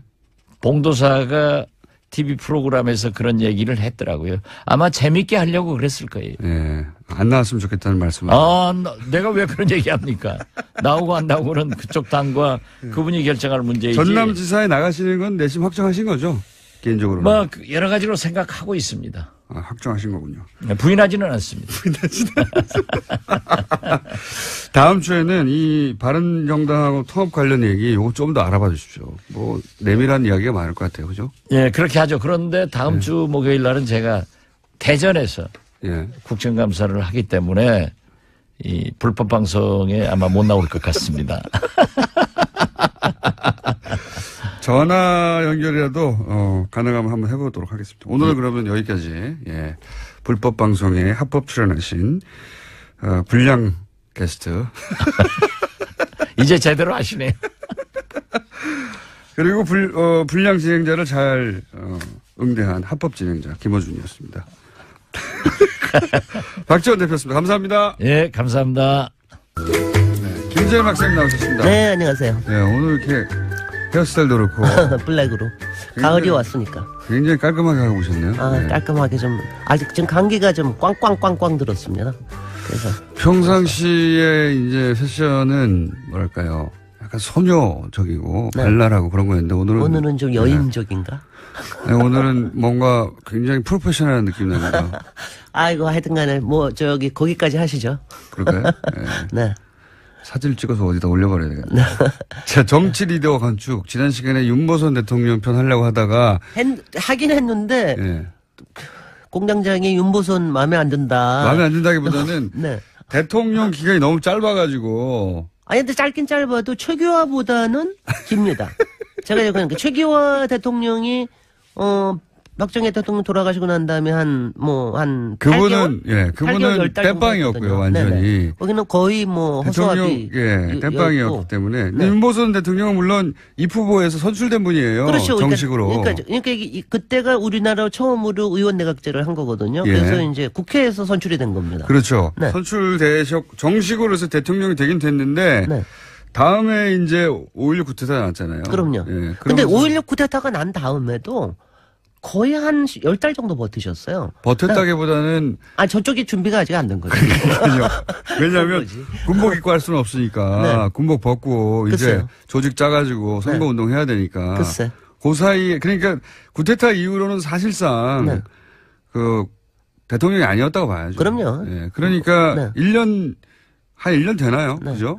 아니요. 전체적인 기간은 한 1년 8개월 하셨습니다. 그런데 4.19하고 5.16이니까. 네네.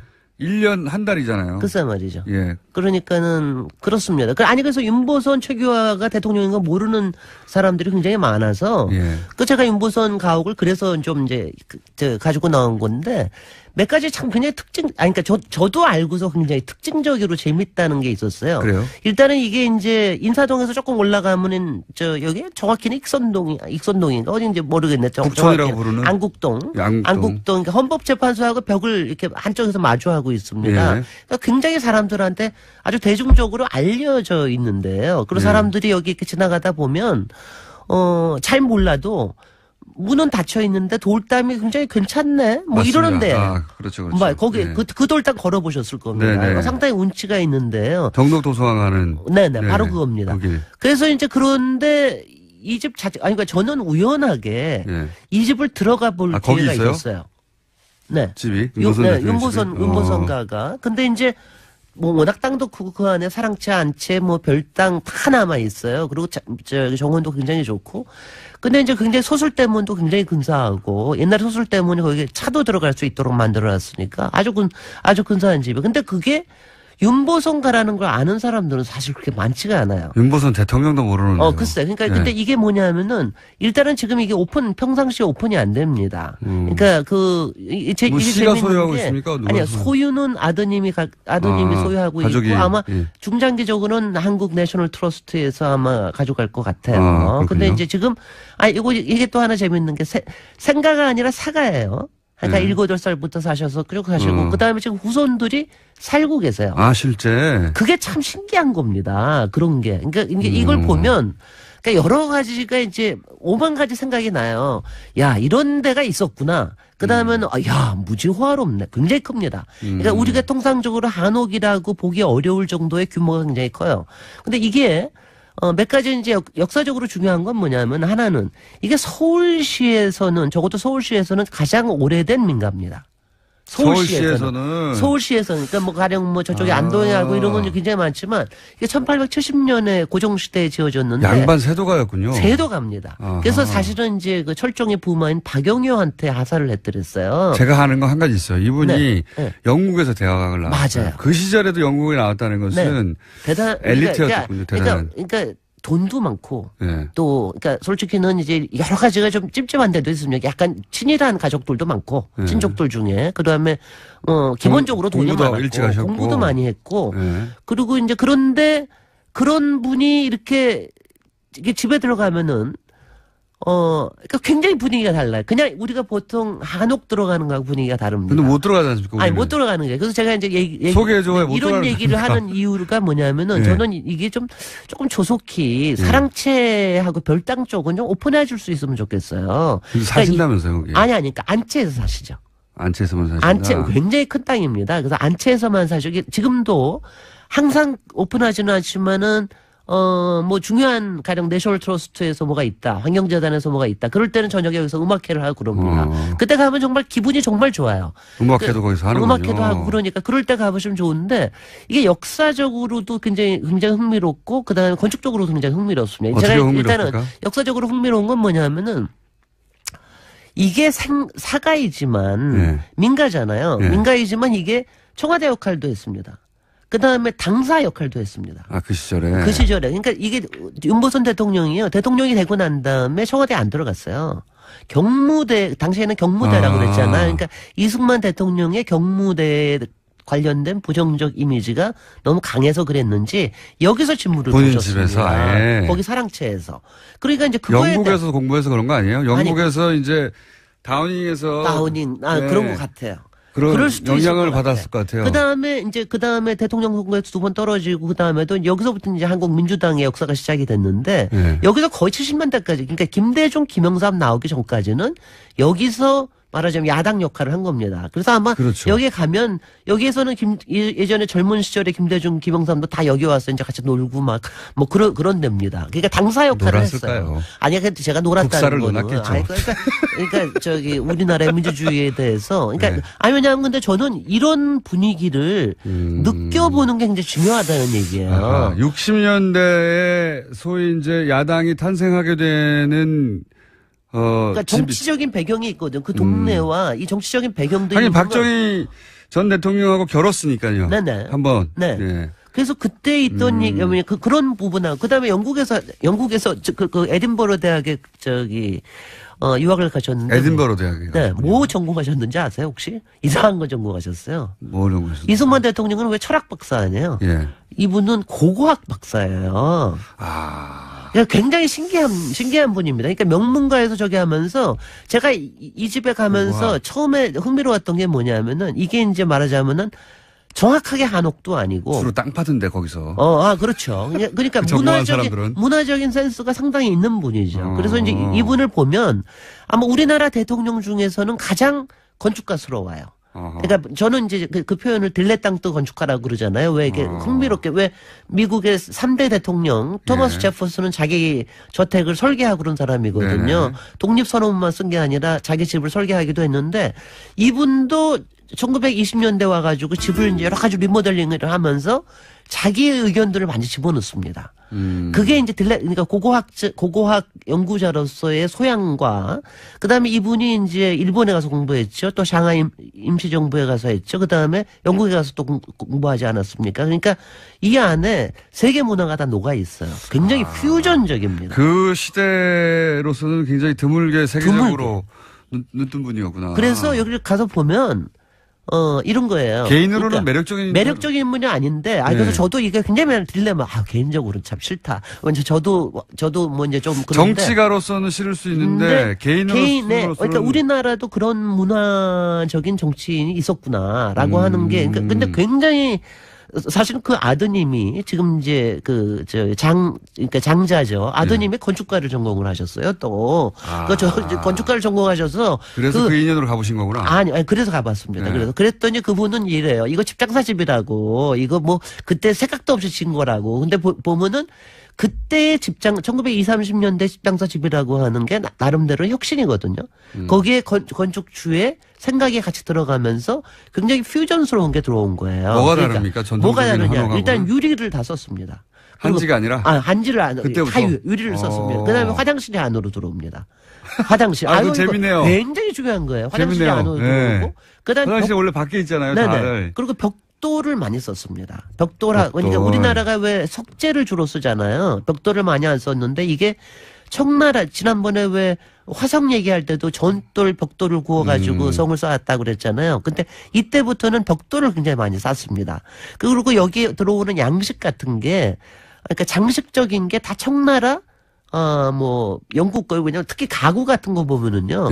앤틱입니까? 우리나라 가구인데 뭐가 좀 달라. 근데 원래 그 시대에 이제 일본식하고 이게 섞이면서 뭐가 바뀌기 시작을 했는데 이분은 거기다가 유럽 것까지 같이 들어오면서 굉장히 재밌는 것들이 많아요. 게다가 한국의 귀족 출신이었으니까 그쪽의 귀족 문화에도 관심이 많아요. 그럼요. 그러니까 이런 저는 이런 게 퓨전이라는 게 이노베이트의 한 장르거든요. 근데 그런 게 솔직히는 거의 잘 안 알려져 있습니다. 근데 이게 아주 좋은 사례거든요. 그래서 흥분하시니까 자꾸 궁금해집니다. 아니요. 왜냐하면 그러니까 딜레땅트 제가 앞으로 정치 리더의 얘기를 할 텐데 이 딜레땅트 그러니까 모든 건축가 정치가들은 약간은 딜레땅트 건축가인 이런 소양들이 있어요. 특히 권력에 대해서 관심 있는 김어준 총수도 포함해서 권력에 저는 관심이 아니 왜냐하면은 건축이라는 게 재밌습니다. 굉장히 권력을 표현하는 방법이기 때문에 그게 있어서 가볼 만하고요.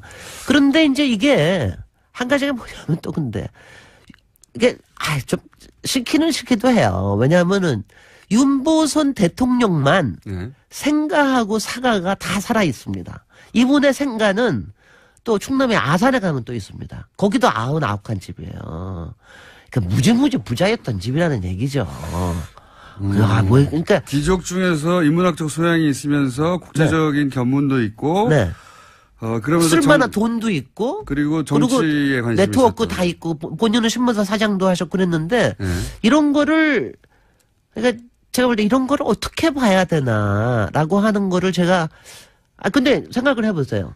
모든 남길 만한 건축은 다 그런 권력이 있지 않으면 불가능했습니다. 생각해보면 르네상스도 그런 귀족이 만든 거예요. 다 만든 그렇죠. 거예요. 예. 근데 그게 이른바 바른 권력이냐 어느 만큼의 정당한 권력이냐 이거의 차이지.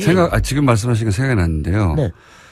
우리나라에 그런 정치가들이 잘 없었네요. 네. 정치만을 추구하는 그 사람들이 있었지 실제 이렇게 예술적인 소양을 가지고 자기가 이 시대의 인문학적인 소양이나 예술적 소양을 끌어올리는 역할도 해줘야 된다. 그러면서 그러니까 풍류에 대해서 알면서 사실은 이제 야당 의원들 당시의 시대가 얼마나 엄혹한 시대입니까? 그런데 거기에서 말하자면은 이제 어느 만큼의 여유와 뭐 위안 이런 것들을 제공을 하면서 하는 이런 풍류. 왜냐하면 예전에는요. 프랑스 대통령은 지금도 그러죠. 정당 싸움 할 때도 다 같이 모여가지고 시위하고 자기네들끼리 액자 써가지고 갖다 붙이고 그랬어요. 여기도 가면은 이제 그런 현판들이 굉장히 많거든요.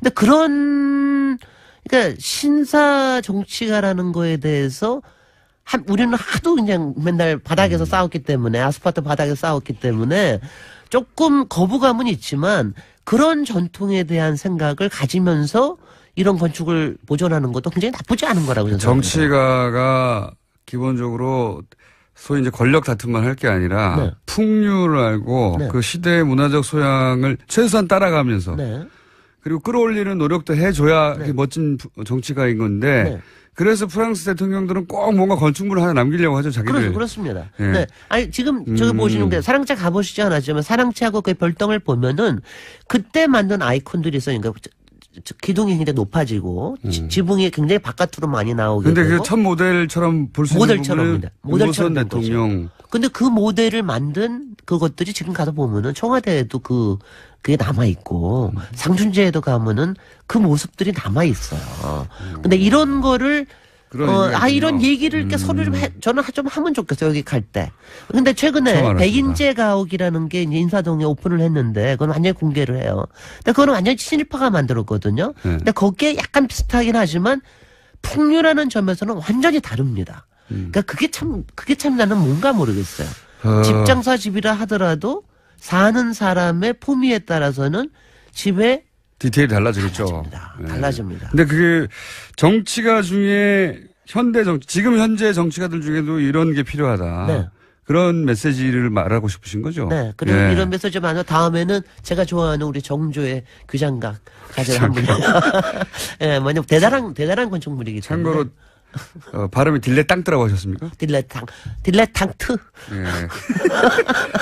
예술을 뭐라고 표현할까요? 그러니까 선호하고 아마추어와 프로의 사이에 있는 게 딜레탕트입니다. 그러니까 예술 애호가. 애호가. 근데 정치인들이 이렇게 예술을 애호해서 그거를 드러내는 게 필요하다. 드러내는데 근사하게 해야지. 근사하게 하는 게 그런 정신을 갖고 싶다. 김진애 박사님이었습니다. 안녕. 네, 뵙겠습니다. 안녕. 고맙습니다.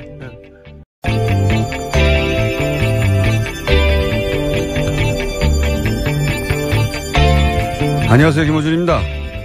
트럼프 대통령이 1박 2일 일정으로 방한합니다. 관련해 일본은 2박 3일인데 우리는 1박 2일 일정이라며 한국 홀대 기사가 쏟아졌습니다. 그래서 박근혜 전 대통령 시절 오바마 대통령 방한 기사도 찾아봤습니다. 그때도 우리는 1박 2일, 일본은 2박 3일.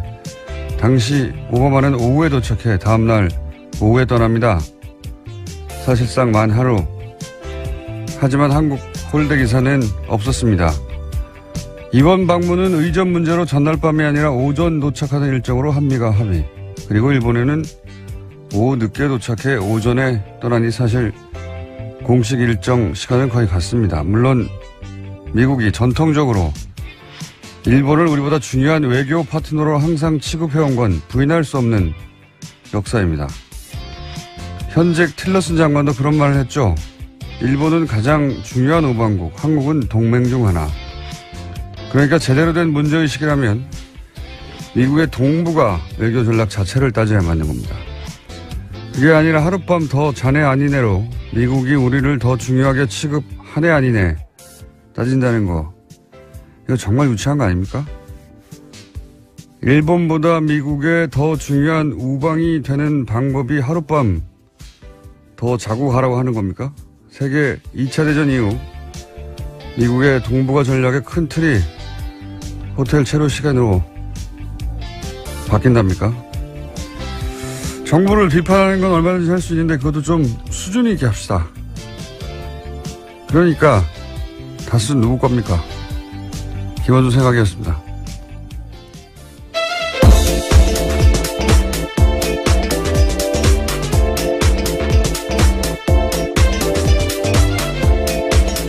시사인의 김은지입니다.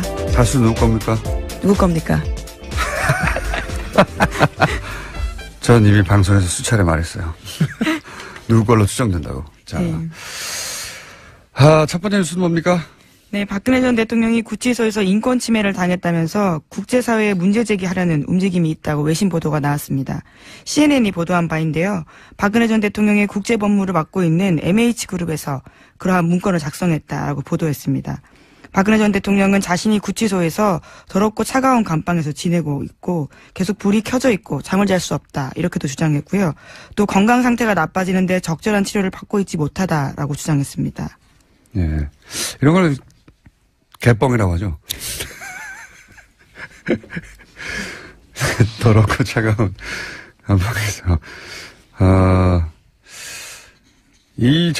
소위 이제 변호사들이 일제히 사퇴하고 도대체 이게 무슨 전략인가 했더니 이런 전략이었군요. 그러니까 이제 변호사도 없이 이렇게 더러운 감방에서 인권 침해를 받으며 정치적 박해를 당하고 있다라고 국제사회에 호소하여 외교적 압력을 가하고 기타 등등등 이런 전략이었어요. 보니까 이거 참 정말 멍청하게 짝이 없습니다. 제가 보기에는. 네, 이러한 내용의 보고서를 유엔 인권위원회에 제출할 예정이다라고 또 밝혔는데요. 다음 달에 예정되어 있는 유엔 인권위원회에 이러한 내용들을 영향을 미치겠다라는 의도로 보입니다. 이게 왜 멍청하게 짝이 없는지 제가 얘기를 해보자면 국제인권단체하고 그리고 활동가 법률그룹이 코워크를 해가지고 이런 중요한 정치사범을 위해 활동하는 게 있어요. 저도 이런 그룹을 만나본 적이 있어요. 제가 당한 적이 있죠. 그래서 저는 해외에서 이런 그룹을 만나본 적이 있어요. 실제 이런 변호사들과 만나서 면담도 해보고 이제 네덜란드에도 유명한 그룹이 있고 런던에도 있습니다. 근데 이 그룹은 보니까 그게 아니고 돈 받고 하는 거예요. 사선 변호사 쓰고 돈 받고 하는 건데 우선 이 MH그룹을 좀 알아보니까 이 대표가 아랍계 여성이더라고요. 그리고 대표적인 사례가 이제 리비아 카다피아들을 실제 석방시키는 데 성공한 사례가 성공했나요 안 했나요? 하여튼 사례가 있는 것 같은데. 사형 선고를 받았었는데 구금된 것들을 일정 기간 이후에 빠져나오긴 했었습니다. 네. 근데 그 이제 중동 쪽 그리고 실제 이 활동가 그룹 국제적인 인권단체와 또 특히 유럽에서 활동하는 이 활동가 법률가들, 법률그룹 이 사람들이 이제 그런 단체들이 있거든요, 몇 군데. 그 사람들이 주로 이제 아시아에서는 미얀마나 베트남이나 중국 아니면 나머지 국가에서는 아프리카나 중동 이런 지역에 이제 연락을 잘 안 받으면 자리를 바꿔버리고 뭐 그런 뉴스도 같이 있죠. 예, 오늘 아침 한겨레신문 보도인데요. 정경영 실무자가 소위 자신의 말에 따르면 빡빡하게 굴어서 불만이 많다라는 이야기를 하면서 인사조처를 요구했고 실제로 해당 담당자가 사회공헌팀이 아닌 다른 곳으로 배치가 돼서 담당자가 바뀌었다라고 합니다. 알겠습니다. 네, 영국 변호사는 뭐 전 세계 변호사가 마찬가지입니다. 많은 영국 변호사는 돈을 주면 모두를 다 변호해주는. 네, 갑자기 다시 박근혜 전 대통령 이야기로 넘어가신 거죠? 또 생각나. 네. 그러기로 유명한, 예. 네, 보니까 지난 9월 26일에도 관련된 광고를 실은 적이 있더라고요. 그때부터 작업을 쭉 해왔던 걸로 보입니다. 그러니까요. 그래서 맡길 곳을 찾았겠죠. 제가 좀 알아볼게요. 이 분야를 좀 압니다, 제가. 자, 다음 뉴스는요? 네. 박근혜 정부 시절 청와대가 포털 사이트를 통제하려고 시도했다라는 보도가 나왔습니다. 오늘 아침 한국일보 보도인데요. 한국일보가 입수한 박근혜 정부 시절 청와대 캐비닛 문건에서 나온 내용입니다. 2015년 5월 11일에 이병기 당시 대통령 비서실장이 한 지시인데요. 관련해서 지시는 이렇습니다. 비판 세력들의 주된 활동 사이버 공간이 네이버라면 그 경영진을 적극 설득 순화시키려는 노력을 기울여야 한다라는 요구가 쓰여 있었습니다. 네, 여기 대해서 네이버는 뭐라고 그랬답니까? 네, 관련해서 그런 요구를 받은 적이 없다면서 요청을 받았다고 해도 들어주거나 영향을 받진 않았을 것이다라고 밝혔습니다. 이 네이버 핵심 관계자는 모를 수도 있죠. 예, 모를 수도 있는데 지금 대통령 비서실장이 회의하면서 그런 얘기를 했다는 거 아닙니까? 당시에 예, 서슬이 벌을 때 요청을 받은 적도 없고 받았다고 해도 들어주지 않았을 것이고 어떤 영향도 받지 않을 것이다. 뭐 이렇게 기업 관계자는 말할 수밖에 없는데 삼성, 현대 같은 우리나라에 수십 년 된 재벌들이 불려가서 대통령 원하는 거 다 들어줬어요. 예. 네이버가 뭐라고요? 우리나라를 수십 년간 지배해온 대재벌들도 그러는데 예. 그에 비하면 네이버는 작은 신생회사예요. 따지고 보면 IT 분야에서야 공룡이지만 미국에서도 뭐 구글이나 야후나 마이크로소프트 우리하고 비교가 안 되는 규모의 회사들이 스노든의 폭로에 따르면 정부 요구에 서버를 다 털어줬다는 거 아닙니까? 열어줬다는 거 아니에요. 백도 소위 열어줘서 언제든지 메일도 확인하고 하게 줬다는 거 아닙니까? 예. 네, 2015년 5월 달이면 세월호 참사 1주기 직후이고요. 또 당시에 성완종 리스트가 나와서요. 관련된 의혹들로 정부가 곤혹을 치르고 있을 때였습니다. 네이버에 댓글을 달라는 게 아니라 경영진을 지금 순화시키라는 거 아니에요? 네, 적극 설득, 순화시키려는 노력이 필요하다라는 문건이 나온 겁니다. 정부가 무슨 뭐 인권단체입니까? 가서 설득하게. 예. 그게 실제로 어떻게 집행이 됐는지 혹은 이 회의가 유일한 소위 이제 당연하거든요. 정부 쪽에서는 매체 하나하나가 아니라 그 매체의 모든 뉴스를 다 털어서 어떤 뉴스를 맨 위에 올릴까 하는 권한을 이쪽이 가지고 있었잖아요. 예, 사실상의 우리나라에는 모든 미디어의 편집 권한, 노출 편집 권한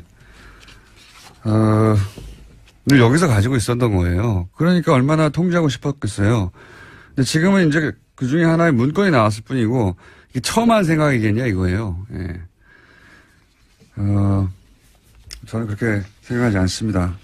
네이버가 뭐라고요? 그냥 회사예요. 회사, 공공기관, 어마어마한 공공기관, 어마어마한 대재벌도 주물럭주물럭 했는데요. 그런 생각을 하는 게 합리적인 추정이죠. 거꾸로 네이버는 그 수많은 요구들을 어떻게 안 들어주고 아무런 영향도 받지 않았는지, 예. 책을 하나 내도 됩니다. 정말 그랬다면. 그리고 그랬다면 누군가 감옥에 갔겠죠. 라고 저는 생각하는 바입니다. 자, 다음 뉴스는요? 네, MBC 관련된 소식입니다. 김원배 방송문화진흥회 이사가 어제 사퇴 의사를 밝혔습니다. 모건대 총장 출신인데요. 김 이사는요, 박근혜 정권 당시에 여권 추천으로 임명된 바가 있습니다. 김 이사의 사퇴가 공식적으로 처리가 되면요, 빈자리는 현재 여당인 더불어민주당의 추천 인사로 세워지게 됩니다. 박문진, 이사진이 이제 구성이 역전되는 거네요. 이렇게 되면, 그죠? 네, 그렇죠. 지금 MBC 사장 해임 권한을 가지고 있는 박문진의 행보가요, 굉장히 중요하게 결정됩니다. 그러면 이제 MBC 총파업 사태가 갑자기 급진전될 수도 있겠습니다. 예, 이렇게 되면. 뭐 아직 확정된 건 아니니까요. 근데 의사를 밝혔다는 뉴스가 나왔네요. 이렇게 되면 MBC 본부 총파업이 앞서가는 거긴 한데요. 아직. 요 뉴스만을 기준으로 보자면, 총파업이 중요한 분수령을 지나고 있는 와중이네요. 네, 게다가 고용주 박문진 이사장 같은 경우에도 자신의 거취 문제를 고민하고 있다라고 언론과 통화에서 밝혀서요. 여러 가지로 분수령을 맞이할 전망입니다. 알겠습니다. 다음 뉴스는요? 네, IS와 관련된 소식도 있는데요. 이슬람 무장 세력인 IS가 4년 가까이 장악했던 시리아 라카를 빼앗겼습니다. 경제 수도 모술에 이어서 라카까지 빼앗기면서 IS가 대부분의 근거지를 잃게 됐습니다. IS는 거의 끝나가는 것 같고요. 예. IS가 거의 끝나가자 IS 전투의 최전선에 섰던 이제 쿠르드 자치정부가 독립선언을 했잖아요. 맞물려서. 그 쿠르드 독립도 어렵게 됐다는 뉴스가 많이 나왔어요. 예. 네, 이라크 정부군이 쿠르드 자치정부가 장악했던 핵심 유전지대인 키르크루크 주요 지역을 모두 점령했다라고 합니다. 키르크루크요? 예. 다시 읽어보세요. 죄송합니다. 키르크쿠주입니다. 예. 제가 알기로는 4글자인데 5글자 갑자기 나와가지고. 예. 근데 이제 이거 관련해서, 저는 이제 국제 문제에 관심이 많아서 이런 뉴스를 눈여겨보는데, 우리가 이 뉴스를 보도하면서 그런 식으로 보도를 많이 했어요. 쿠르드의 독립선언이 오히려 독이 됐나. 이런 식의. 저는 근데 굉장히 잘못된 시각이라고 보는 게, 가장 최전선에 싸운 게 쿠르드였거든요. 왜냐하면 미국이랑 서방 이런 쪽에서, 이번에야말로 독립의 적기다. 니네가 공을 세우고 독립을 하라. 이런 식으로 부추겼어요, 실제. 근데 거의 다 끝나가서 실제로 이제 독립선언을 하니까, 발을 또 빼고 배신하는 거죠. 예. 트럼프 대통령은 어느 쪽도 지지하지 않는다. 중립인 척 하는데, 이것도 개뻥이고요. 쇼고. 실제로는 미국 국무부에서 반대한다고 했죠. 이미. 그리고 더 중요하게는 이라크에 있는 미국 대사에서도 반대한다고 했어요. 대사관에서도. 반대하는 거예요. 독립을. 그리고 이제 서방 국가들 다 빠져버리고 주변국도 다 빠져버리고 또 배신당한 거죠. 워낙 쿠르드가 계속해서 배신당했지만. 근데 이게 쿠르드가 판단을 잘못해서 배신당한 거다. 이렇게 혹은 욕심을 부려서 혹은 독립투표를 무리하게 밀어붙여서 이런 국내 보도가 꽤 있었어요. 이게 굉장히 서구적 시각이거든요. 생각해보시면 우리가 일제강점기에 헤이그에 막 사람 보내고 막 상해 임시정부 세우고 그렇다고 해서 일본이 탄압을 더 한다. 그래서 임시정부가 독이 됐다. 독립운동이 독이 됐다 하는 것과 마찬가지인 겁니다. 이게 일본의 시각이거든요. 우리가 왜 서구의 시각으로 이 사건을 봅니까? 이거는 서구가 배신한 거거든요. 이용하고 또다시 버린 거예요. 예. 이 뉴스는 다음에 한번 다루기로 하죠. 자세히. 네, 키르쿠크 지역입니다. 다시 한번 강조드리겠습니다. 알겠습니다. 시사인의 김은지였습니다. 감사합니다. 그것마저 알려주마. 네. 한 달 가까이, 예. 뭐랄까요. 우리가 이제 미니로 잠시 한 5, 6분 나왔다가 낑긴 코너라고 하죠. 예. 아, 그랬나요? 이렇게 그런 식으로 봤다가 오늘 좀 시간이 있습니다. 자, 네. 오늘 좀 자세히 얘기해 볼까요? 우선 저 소개해 주세요. 그렇군요. 리얼미터의 권순정 조사분석실장입니다. 네, 나오셨습니다. 자, 지난주 저희가 안 하지 않았습니까? 했나요? 지난주 본 것 같은데 일주일에 네. 두 번 얼굴을 본 것 같은데. 그래요? 지난주에. 네. 저한테 관심이 없군요. 네, 관심 있을 리는 없고요. 대통령 지지율이 한 2, 3주 오르다가 최근에 이제 박근혜 전 대통령이 이제 크게 퍼포먼스를 했잖아요. 네. 이런 퍼포먼스는 다른 지역은 몰라도 대구 경북에서는 영향이 좀 있는데, 그죠? 네네. 실제 있었을 것 같은데 어떻습니까? 아유, 쪽집 게임입니다. 일단 한 줄로 요약을 하면 네. 문 대통령이 지난 2주 동안 상승했는데 상승세 끊기고 소폭 하락했습니다. 그리고 민주당과 한국당이 하락했고요. 네. 국민의당 바른정당은 소폭이지만 상승했습니다. 네. 한국당은 이제 박근혜 전 대통령을 버린다라는 이미지. 네네네. 이 빠진 지지율을 국민과 발언에 약간씩 가져갔다. 네.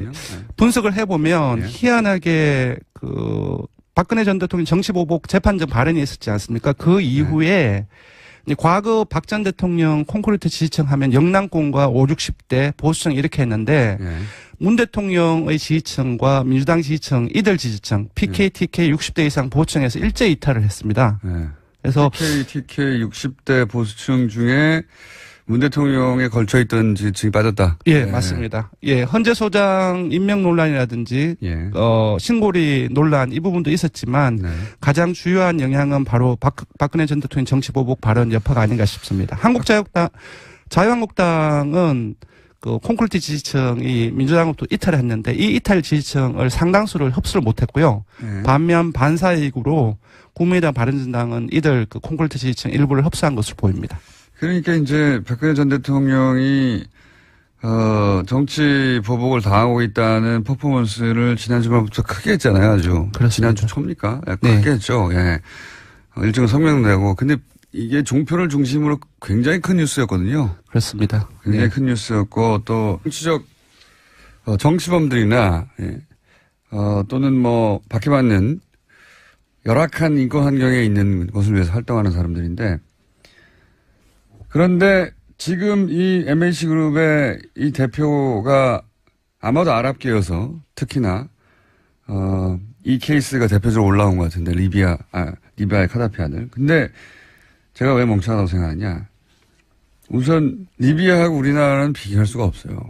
리비아는 내전으로 카다피가 이제 사살당했잖아요. 그리고 나서 이제 나중에 아들이 체포돼서 이제 사형 선고를 받았거든요. 근데 리비아는 이 내전 이후로 분단됐어요. 여전히 사실상의 내전 상태에 있습니다. 여기는 하도 나라가 불안정해서 IS가 국가 선언한 지역이기도 하고 그러면서 난민도 대량으로 발생하고 여기 부족이 100개가 넘어요. 서로 아직도 싸우고 있는 곳이거든요. 우리나라에서 여행 금지국이에요. 예. 여기서 이제 소위 반대쪽 편에 있던 정부가 체포하고 사형 선고를 한 겁니다. 그래서 이런 게 국제사회에서 먹히는 부분이 있었던 거예요. 근데 우리나라하고는 비교가 안 되는 게 우리나라에서는 정상적인 국회 통과를 하고 헌법재판소를 통과하고 그리고 시민들이 평화적 시위를 거치고 완전한 합법으로 모든 법적 절차를 제대로 거쳤고요. 그리고 변호사도 받고 있었고요. 그리고 무슨 더럽고 좁고 추운 곳에서 영양실조 올려가지고 만성질환으로 영양실조 자기가 그에 대해서는 법무부가 당장 반박을 했는데요. 네. 박근혜 전 대통령이 지난 7월과 8월 달에 성모병원에서 2차례 외부 치료받는 등 충분한 진료기에 보장받았다라고도 하고요. 또 규칙적인 식사, 충분한 운동기를 주고 있다라고 하고 있습니다. 그리고 이 영국 변호사가 우리나라에서 변론을 할 수가 없어요. 법정에 쓸 수도 없는 거 여론전만 하는 거거든요. 생각해 보세요. 이게 정말 멍청한 전략이라고 생각하는 게 우리나라 사법부를 더 열받게 하는 것이고요. 기본적으로. 우리나라 교정당국도 열받게 하는 것이고요. 우리가 언제 그랬다고 그래. 우리 정부도 열받게 하는 겁니다. 우리가 무슨 박해를 했다고 그래. 그리고 우리 외교부도 열받게 하는 거군요. 이 질의 상대가 이제 외교부란 말이죠. 유엔 쪽에서. 근데 우리 외교수장이 유엔 전문가예요. 난 성공할 수가 없다고 봅니다. 이 전략이 도대체가. 이런 바보 같은 전략을 구사하니까 참 반갑긴 하네요. 예, 심지어 이러한 인권 상황에 대해서 문제 제기를 했을 경우에는요, 이미 지난 3월 달에 비정부 기구의 의견 개진이 필요하다라고 합니다. 하지만 이제 와서 하는 것들이기 때문에요, 당장 의견 개진을 하기도 쉽지 않은 상황이라고 하고요. 이건 무의미하다니까요. 네, 여론전에 불과하다라는 거죠. 국제적으로 망신을 당하라고 봅니다, 저는. 이 전략을 구사해서, 굉장히 일관되게 이 관련 기관들과 또는 외교부가 명확한 근거를 들어서 반박할 거거든요. 정말 특별히 나쁜 대우를 받고 있다면 그럼 다른 수감자들하고 똑같은 대우를 해주면 됩니다. 같이 집어넣어가지고. 지금 특별한 대우를 받고 있잖아요. 네, 지금 혼자 쓰고 있고요. 또 일반 수용자에 비해서 4배 정도 크기에 있는 수용시설이 있습니다. 자, 이건 정말 멍청한 전략이라고. 이게 어떻게 성공할 거라고 생각하는 건지. 그러면서 본인은 수감받지 않겠다고, 재판받지 않겠다고 안 나오기 시작한 거 아닙니까, 이제? 네, 원래 오늘 재판이 예정되어 있는데요. 어제 법원으로 팩스를 보냈다라고 합니다. 자필 서명서인데 오늘 건강상 문제로 나갈 수 없다라고 주장했다고 합니다. 그러니까요. 예. 아프실 예정이고, 앞으로. 누가 이런 멍청한 전략을 생각했는지 모르겠는데요. 예. 크게 실패할 거라고 저는 전망하는 바입니다. 네. 여기에 호응할 만한 사람들은 친박밖에 없어요. 그리고 이제 초반에 국제적으로 이게 이제 우리나라에 대한 뭐랄까 인식의 수준인 것도 있긴 있어요. 문제가 뭐냐면 우리나라에서 이런 지난 9년간 소위 유엔 인권위에 이런 제소들이 있었거든요. 문제 제기가 있었어요. 실제 이런 권력자가 아니라 제소자 인권 문제와 관련된 부분들이죠. 노조 간부들에 대한 박해 그런 거 다 박근혜 전 대통령이 무시했거든요. 이때까지. 근데 본인은 몇 배나 더 훌륭한 대우를 받으면서 이제 거기 다시 제소한 건데 안 먹힙니다. 이게. 처음에 CNN 같은 곳에서도 이제 그럴듯한 곳에서 그럴듯한 변호사가 자료를 보내주니까 사실관계가 확인됐다고 생각했겠죠. 네.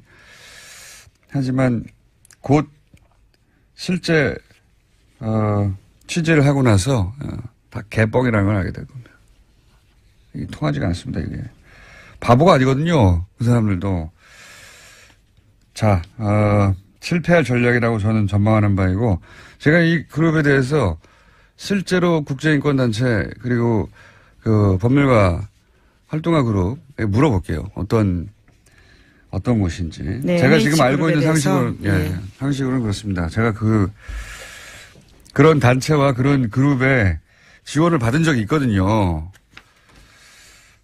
논문도 해봤고, 이거는 멍청한 전략이라고 봅니다. 자, 관련된 뉴스가 많이 쏟아졌어요, 근데, 그죠? 네, 박근혜 전 대통령 관련된 것들이 계속 나오고 있는데요. 최근엔 친박계 의원들이 보낸 편지도 돌려보냈다라고 합니다. 읽어보지도 않고 보냈는데요.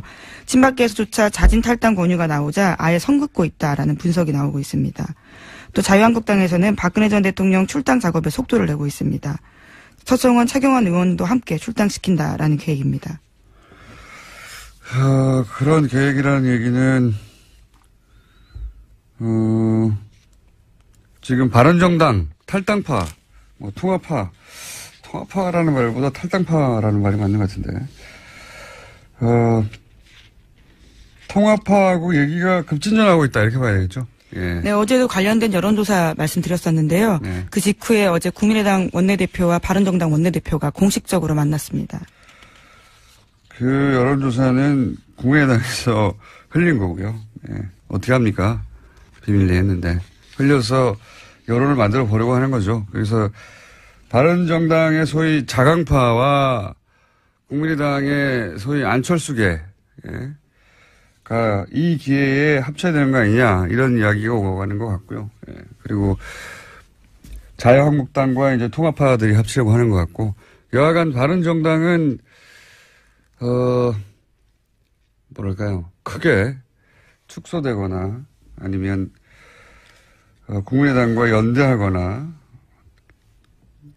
바른정당의 운명은 지금과 같을 수는 없을 것 같긴 합니다. 예, 당장 전당대회를 앞두고 있는데요. 그 앞서서 경랑에 휩싸이고 있는 겁니다. 전당대회를 치러버리면 그다음부터는 또 움직이기가 명분이 안 쓰니까요. 전당대회 전에 어떻게든 하려고 양쪽 모두 난리군요. 그렇게 쉽게 부드럽고 쉽게만 될 것 같으냐 모르겠습니다. 예. 여하간 이 박근혜 전 대통령의 움직임은 탄핵 국면에서부터 한결같이 바보 같아요. 예. 도대체 누구의 컨설팅을 받고 있는 건지, 누가 이 그룹과 컨택을 해서, 아마 이제 이 그룹 대표, MH 그룹이라고 하는 것의 대표가 생긴 지도 얼마 안 됐더라고요. 여성이에요. 그 여성 자체는 실제로 제가 쓴 글들도 읽어봤는데 굉장히 똑똑하고, 인권과 관련된 활동 이력은 잘 모르겠고, 인식은 가지고 있는 분인데, 이 그룹을 통해서 실제, 활동한, 이 일을 하게 되는 변호사는 또 따로 있더라고요. 네, 그래서 한국 기자들이 많이 접촉을 해서 의뢰인이 누구냐라는 질문들을 던졌는데요. MH 쪽에요. 알려줄 수 없다, 비밀이다라고는 밝히고 있습니다. 제가 알아보겠습니다. 네, 기대하겠습니다. 알아낼 수 있을 것도 같습니다. 예. 그보다 이렇게 넓지가 않아요. 자, 바보 같은 전략에 관련 뉴스는 앞으로 계속 나올 것 같고요. 그리고 국내에서는 이제 정당 하나를 두고 양쪽에서 땡겨가고 있습니다.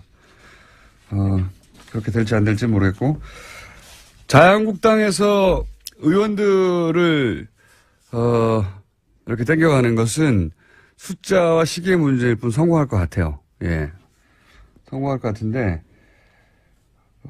국민의당이 과연 어떤 형식으로 이 흡수든 혹은 뭐 당대당이든 연대든 간에 이룰 수 있을지는 그림이 쉽지가 않고, 예. 그리고 당내에서도 반발이 있을 거라고 저는 봅니다. 그건 저희 고정이 되신 박지원 전 대표하고 얘기를 나눠보도록 하죠. 다음 뉴스는요? 네, 화이트리스트 혐의를 받고 있는 허현준 전 행정관이 구속됐습니다. 박근혜 정권에서 대기업 자금으로 관변 단체를 지원해서 친정부 시위나 야당 정치인을 향한 낙선 운동을 조장했다라는 의혹을 받고 있는데요. 서울중앙지법 오민석 영장 전담 부장판사는 범죄 혐의가 소명되고 증거인멸의 우려가 있어서 구속의 사유와 필요성이 인정된다라고 밝혔습니다.